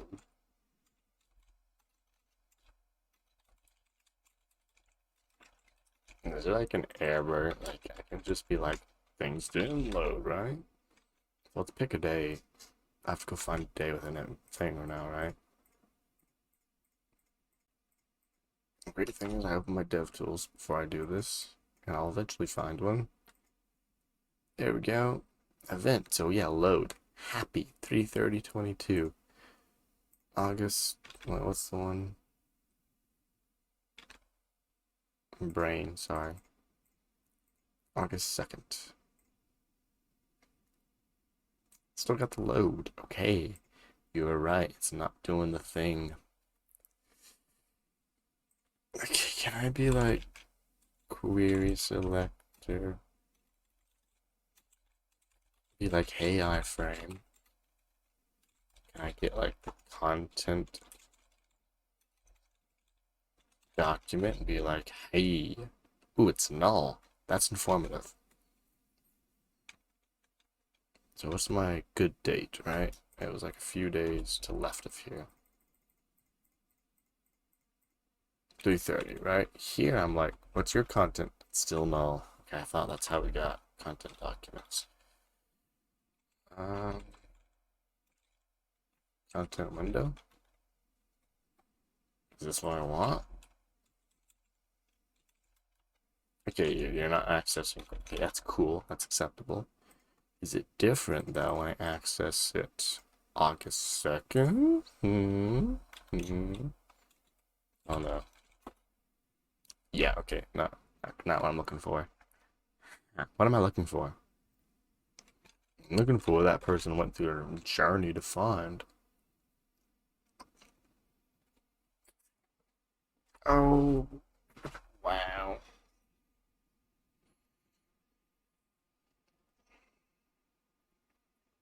Oh, so we object, I see the thing, I have the plan, I read their content, I actually read the post, I know, it's amazing. So this is what we're gonna do. We're gonna swap with an object. And then we're gonna say new inner equals filed, right? Yeah, so now if I go back to August 2nd, I don't even know if it's gonna work normally. Failed, but if I go to the date that does work, it also says failed. Nice. I don't remember how objects works. Not that object, the HTML one. Yeah, how do objects work? Data? Okay, it's your data.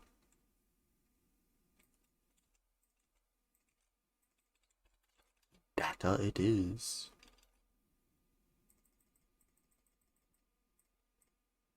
Sadness. I gave you what you wanted. But what's enough? Hmm.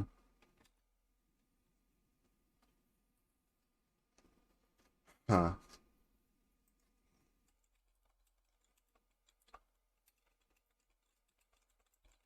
I mean, can I just work this?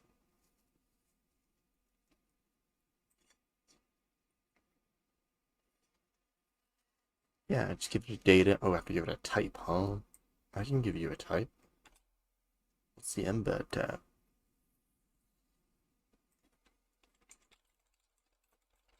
No, let's try to go for this. So, right? Content type can handle that. Whoa, not that. I don't want to make a new image. Thank you, VS Code. Still failure. Okay. We got any networks? Anyone really failing? You're just not even trying. Okay, we'll go with the embed tag. Type source. Do you really need a width and a height?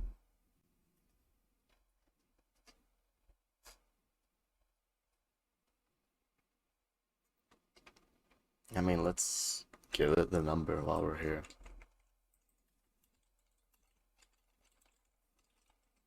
How did they give it to it? Okay, hard-coded numbers. Fine with me.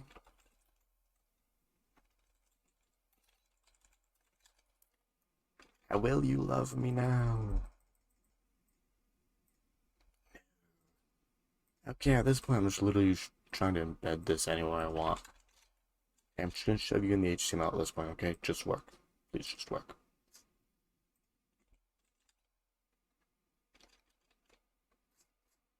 What are you doing?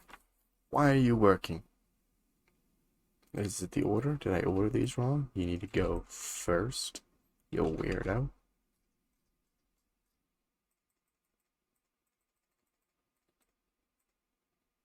Hmm.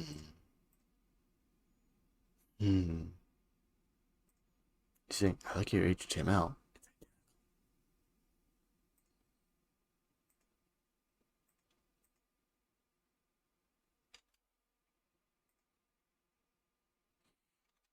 Uh, This is unsettling.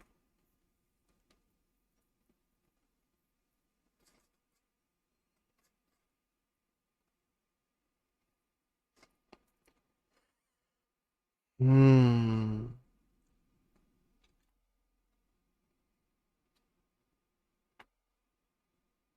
Very interesting.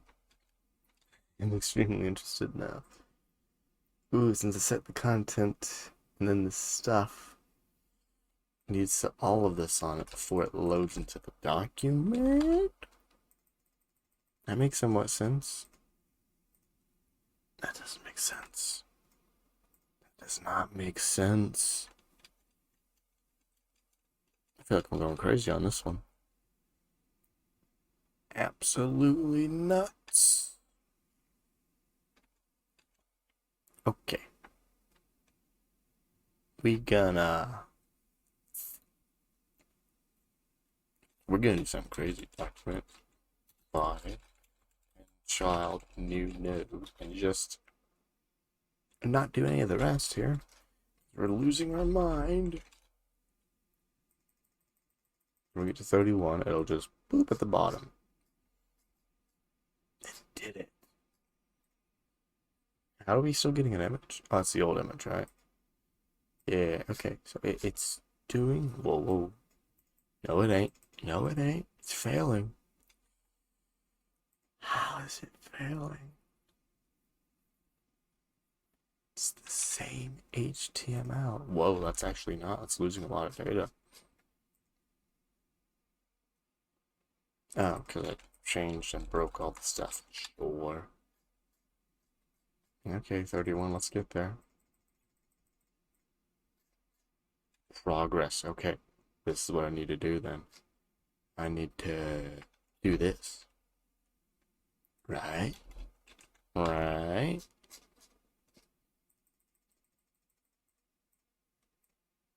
God, why did that take me so long? Okay, now I do this weird thing where I'm like, hey, did you get looted? So let's just console log it. Alright. At what, 1 second later? It's good enough. Let's remove that hard code now. That was the weirdest bug. I mean, it's probably not a bug, it's probably just me losing my sanity slowly. Why are you angry? Okay, Chrome's being weird. Failed. It's not though. Okay, how do you do your adventure, buddy?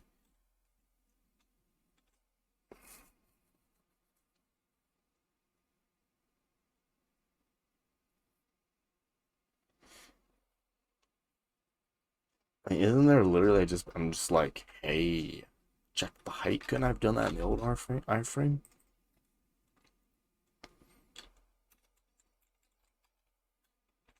I mean, like, what stopped me?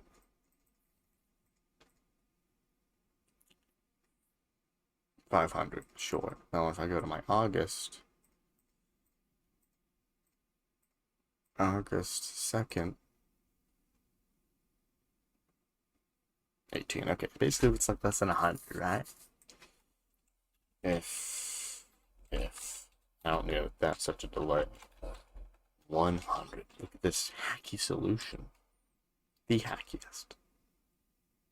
Oh, it's rare that equal to 100. They're no good.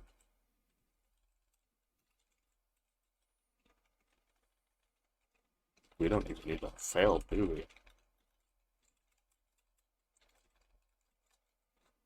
Actually, I think I might need fail to give it the fallback. Without it, just probably do a weird Chrome error, won't it? Probably. That's even better. I can just check if not. So if you got height, then you're good. If you don't, though, you're bad. Bad to the bone. In which case, I will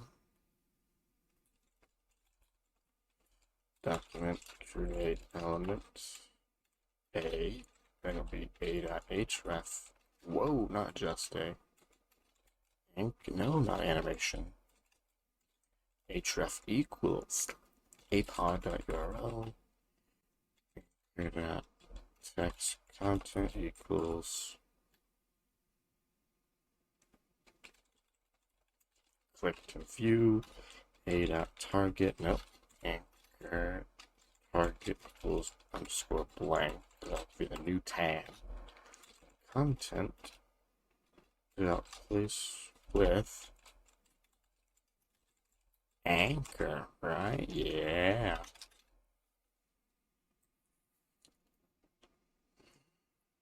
Sure.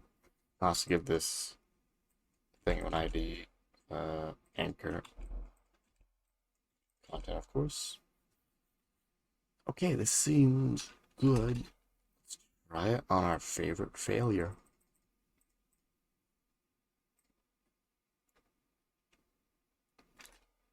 I fixed it. Do I need this height? Do I need all this other stuff? Let's check it on our favorite 31st. Probably be good if I did though, right? So how am I styling currently? I'm telling content as a max width. Why won't you expand?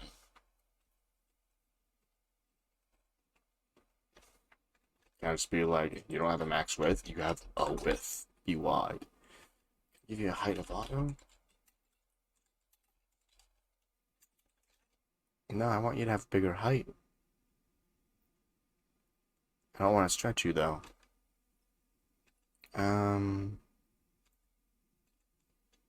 This is awkward. Well, since these are always going to be embeds, perhaps I set them explicitly myself, right? I don't feel wrong. Yeah, so if it's content, oh, it's object content. Let's see. With 75v min. Right, 75v min.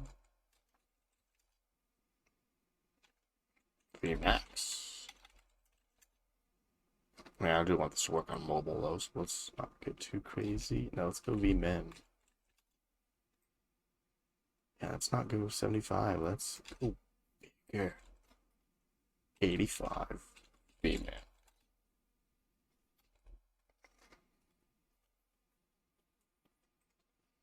Yeah, ain't not the best ratio for these things, but not my problem. Where's the other one that was good iframe material? Need that as sample. 614.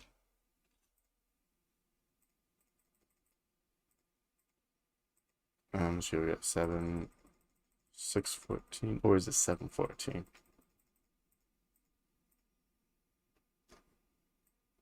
There we go. This is it, right? Silence, blah blah blah. Very cool. Loving the iframe. Oh man, some unfortunate resolution up there and down there. I guess those are the poles, right? Yeah.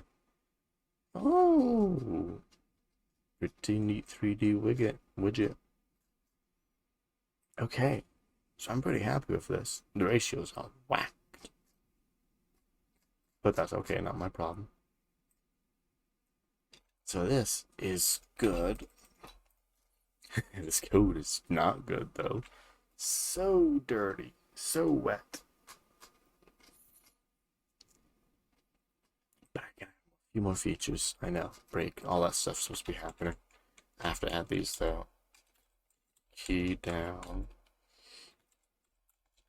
Key and then target, right? There you go. So if I can get the tag name from the target, that's what I care about. Well, the target might not exist. Hold on. Well, it will exist. It's just being VS Cody about it. Equals input return, right? If key equals left, then I need to call adjust day minus 1. Else if key equals adjust J1, right? This is what I want. Left and a right. And a right. Where's arrow right? Case matter. The key. Boom. Loving it. Loving it. I can hit R for random too, yes. Let's go all the way. Key equals R. What's my random code? It's kind of just in here. Okay, I will take it out.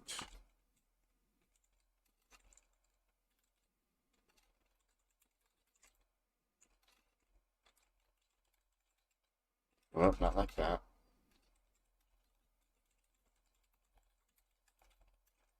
Boom. Loving it. Fetch random APOD. Don't need any params. Save. R. I need to disable all this stuff while this is happening. So these all trigger through fetch astronomy picture of the day, which all trigger through get, well, any time they're ran, they need to stop everything. Yeah, this is a to-do, ain't it? So I've already spent way too much time on this. So it has to be a to-do. Yeah, I gotta get this on GitHub sometime.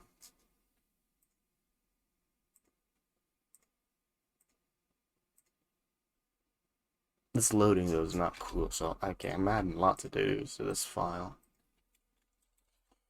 To-do,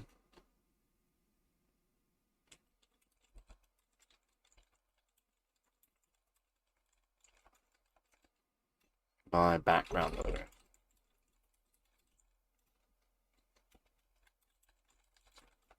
Disable form when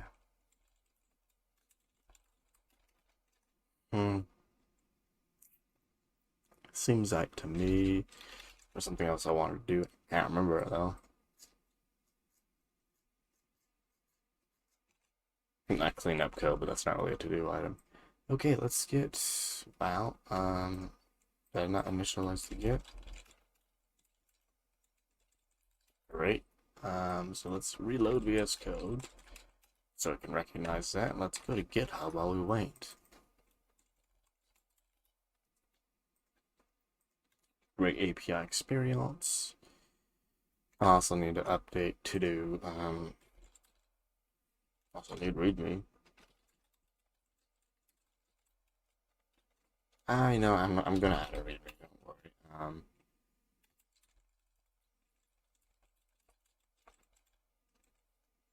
In Read.js example. I'll check this off, even though you've already seen it. Don't need to see it again, folks.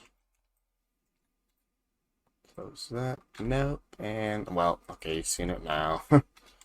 GG me. Let's get that README going.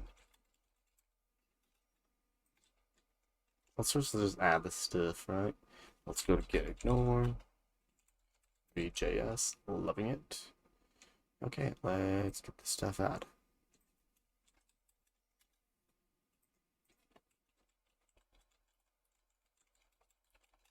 Where is it? NASA. And remember, folks, that ain't even my API key, so you could find it on Google.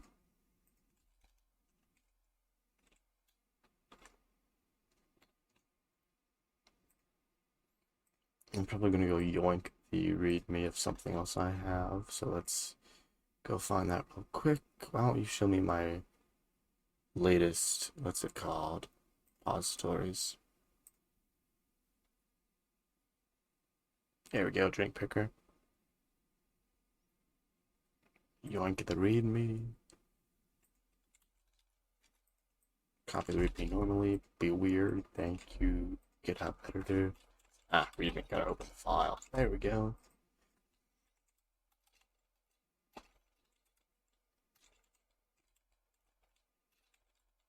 What do I call this thing now, right? I have to go create it. Yes, I do need the name. I need the name. What did I put in the HTML? Astronomy picture of the day. Oh, lovely. Let's solidify that. Let's call it APOD. That'll be funny. It's late, so that is my priority. What'll be funny? This will be funny. Well, you know what? I'll prefix it. NASA APOD. That's an astronomy picture of the day. Yeah, that makes sense.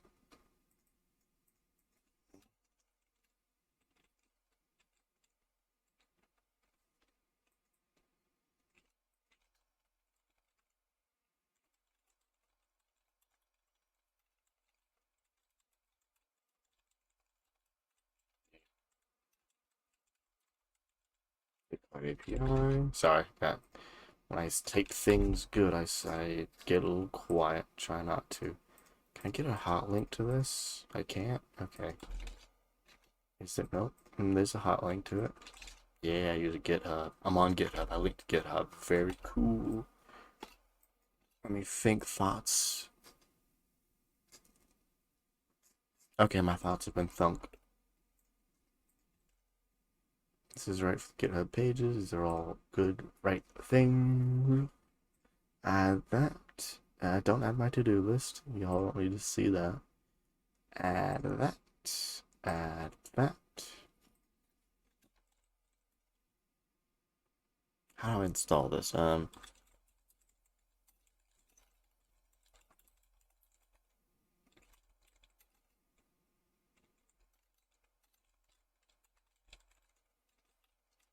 Okay. I'm not making a copy.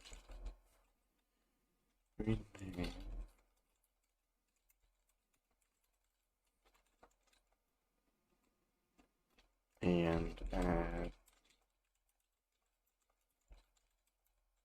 obtained from, where is it from? To do, right? No, it's in my, I put it in here. Yeah.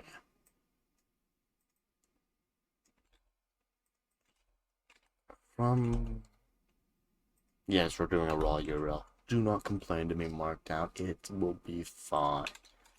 Okay, so NASA APOD, that's what I'm calling this, right? Yeah. Okay, GitHub, let's make the new repository. Make the new repository. It's over here. Loving it. Absolutely loving it. Okay, and we've done the magic commands that it tells us to run. And it will do the thing we want it to do. Of course, it won't work. Oh, maybe I really need to run this command. I thought I'd be good. Failed to push some rest because I have made no commit. First commit. Why can't you push stuff? Because there's nothing to push. Go to GitHub pages and get this add.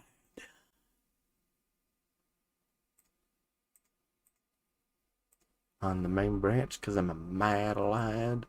You don't care what happens.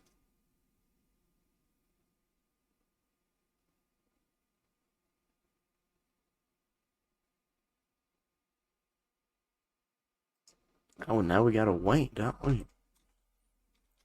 Okay, so at this point, I suppose I should thank anyone who is watching for this long, or anyone who's been insane like me to stay around for this long, live at least.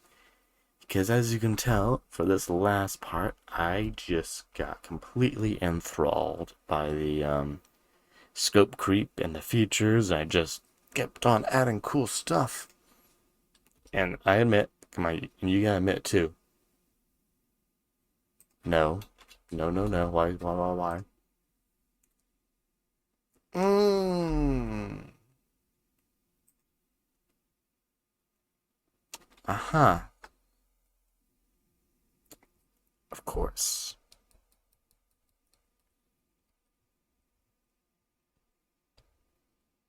I mean, that makes sense. How do you expect it to keep these private? Um, it's really awkward.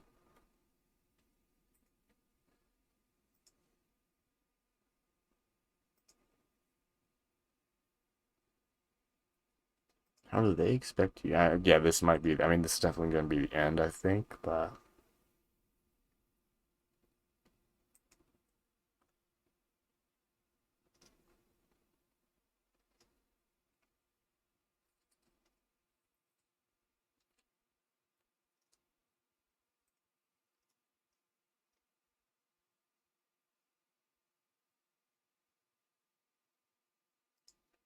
Ah, 1,000 requests an hour. I mean, yeah.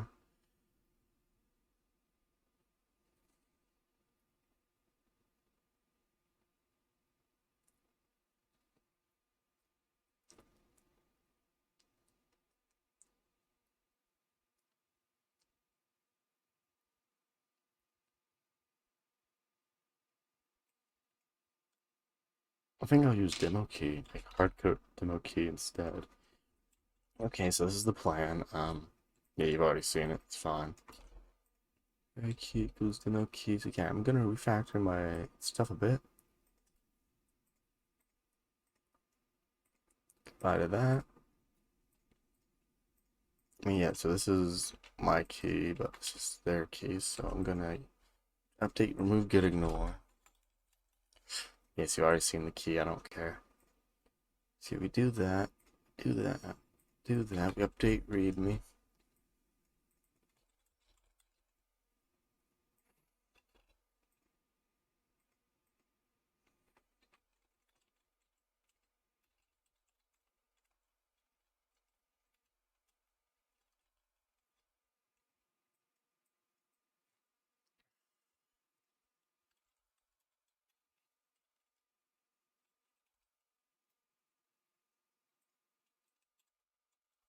Mm.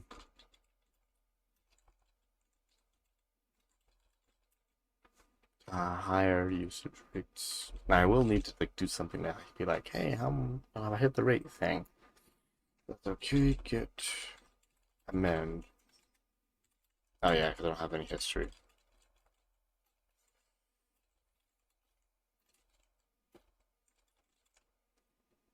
I mean, yeah, we're gonna actually let's live server this. I'm not. Am I? Okay. Live server. Just hit this with Chrome. I want to see how the API handles.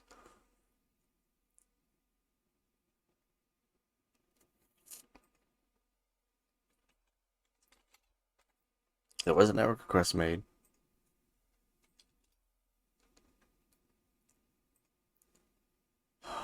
Firefox. Firefox, what are you doing? 429, too many requests. Okay, so it's already hitting me with the thing.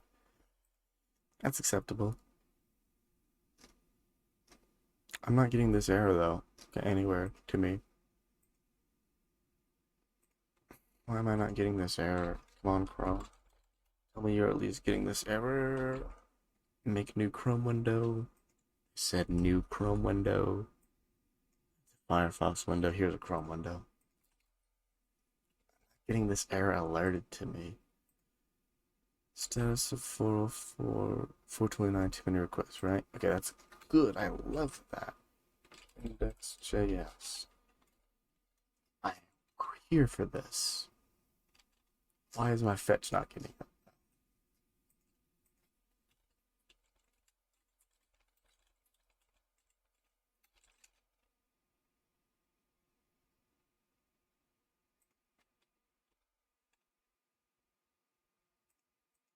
At least tell me, like, what is going on? His local stores have been poisoned. Darn it. Okay, local stores.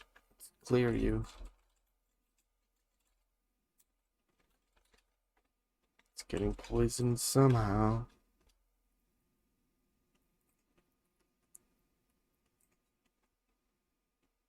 So it can also contain an error object. My gosh, I love you, API, but this has been super inconsistent.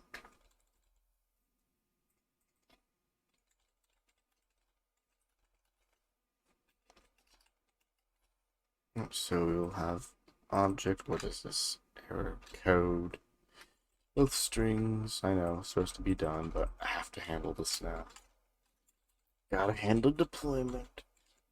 Never push on a Friday. Never push 5 minutes before work leaves. All that good stuff. I just obeyed the rules though. If error. If.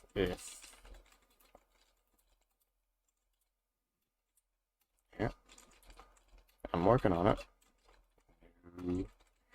Error, and let's do some concatenation. Bang, bang. There we go. Error error code. Explicit message. Just clear the cache. Get rid of the poison. Yes. Okay. Loving it. Okay, this is good. It's acceptable. Now, local sword is not being poisoned, right? Yes. Okay. So apparently my IP block is like been beating this API down, even though I've never hit it. That's cool. Commit append. Where's my... There it is. Commit amend, whichever. Get push, right? And then... I want to get status. Vs Code is outdated. Yeah, get push. It's a good question, though. How do I handle this API without... And I just like deploy it locally and be like, hey, this is my API key. A private branch? I don't think that exists in GitHub. What am I talking about? We'll look at README before I push this.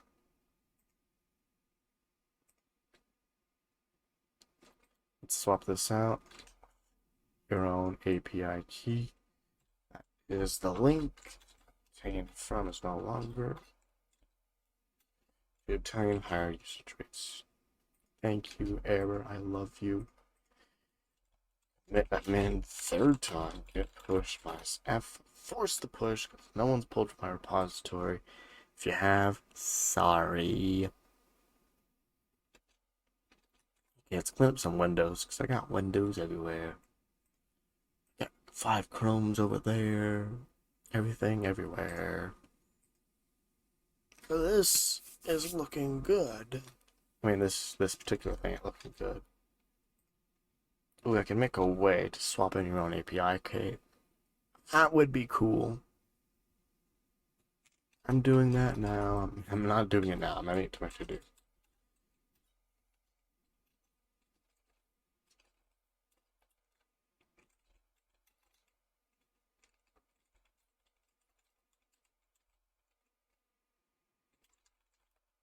Ah.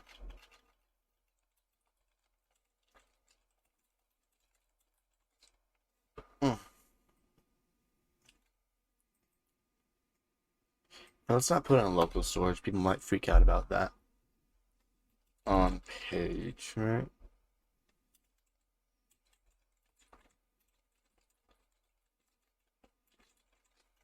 Right. Okay, this is looking good. Disable form when making API calls. Avoid loading assets by background loading. Yes, yes, yes. Okay, this is really good. Add edge reading background to image assets. 2 assets in general. I don't know if I used to use Canvas or something to figure that out, but I'll figure it out. Okay, it should be done. I'm not going to be able to use it because APIs. Oh, I swear, you better just be on the old thing, not updated yet. Closing all the things, closing the code pin.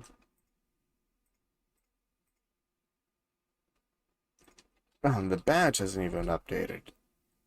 What in tarnation? Where's my badge? Did I not update that URL? Okay, I have to force refresh this because local sword's been poisoned. Also Chrome too, probably. There we go, loving the message. Let's open Chrome. I have Chrome open. Open another Chrome. There it is. There it be. I clicked the wrong one. Gotta clear the cache. No, okay, good, thankfully. Did not poison this one, but hey. It's a good error message. I mean, I don't care about hitting the error message multiple times. It's not gonna hurt. So yeah, we got some good to-dos here. Why is this badge not working? Let me look at the README. Might just messed the URL up. NASA APOD actions workflow. Badge looks good then, right? Because it's just caching on GitHub front end. Okay, let's go to the badge generator page. Actions. Pages, build and deployment. Create me a pretty badge. Copy the markdown. Let's look at the URL. The URL is matched. Okay, it's just cache. Okay, so got some stuff to do. Today is Tuesday. Well, tomorrow's Tuesday, so got some work to do. I mean, I have stuff to do then. I might be able to. So I got a thing from like 9 to 10. Might be able to jump on from 10 a.m. EST to 12 noon EST. Do a few of these, but otherwise, won't be available from 6:30 to 10. Might be available from 10 to 12 though. So either way, it's gonna be a shorter stream. I say as it's 1:30 in the morning. But either way, tomorrow, I'm gonna go for a shorter stream, a Code Wars, polishing of doing of these four. No, not doing of these four things. I'm doing of these three things tomorrow. Then NASA API. I mean, tomorrow's also Tuesday, so we're gonna get new homework. When is the homework we currently have? But I don't think it was due Tuesday, so we might not get new homework. Watch me fail to remember. Yeah, due April the 14th. So that's Thursday, so yeah. Yeah, I'm gonna need to do that NASA thing, and I do have other stuff I need to do. Add an API to my portfolio website. I don't know what I'm gonna do for that anymore, but I do have to find other APIs and do stuff with them. I have the random picture animal thing. I need to optimize that as one of them. So I still need to do 2 more APIs. Not including this NASA. Yeah, so I'm not going to be spending much time on this NASA. We'll be doing these 2 things at least sometime tomorrow. 10 a.m., 10 p.m. It's going to be at 10. Well, it won't be at 10 a.m. exactly. It might be like 10:20, 10:15 a.m. if lucky. Otherwise, 10 p.m. Either way, it's going to be like 2 hours tops. Might do both. That'd be crazy, wouldn't it? Well, either way, appreciate anyone who is still lurking around live, and everyone who's watching these recorded VODs on Twitch, YouTube, wherever you found them. Wow, I've been going for 4.5 hours. Yeah, probably the longest stream I'm gonna do, except on the Saturday. Have a good one. Or let me drop this link for y'all to mess around if you're on. Obviously, you can't use it till you get the credentials in. So, maybe don't try that till tomorrow. But yeah, have a good one, everyone. Hope y'all were able to learn a few things, if anything. Bye.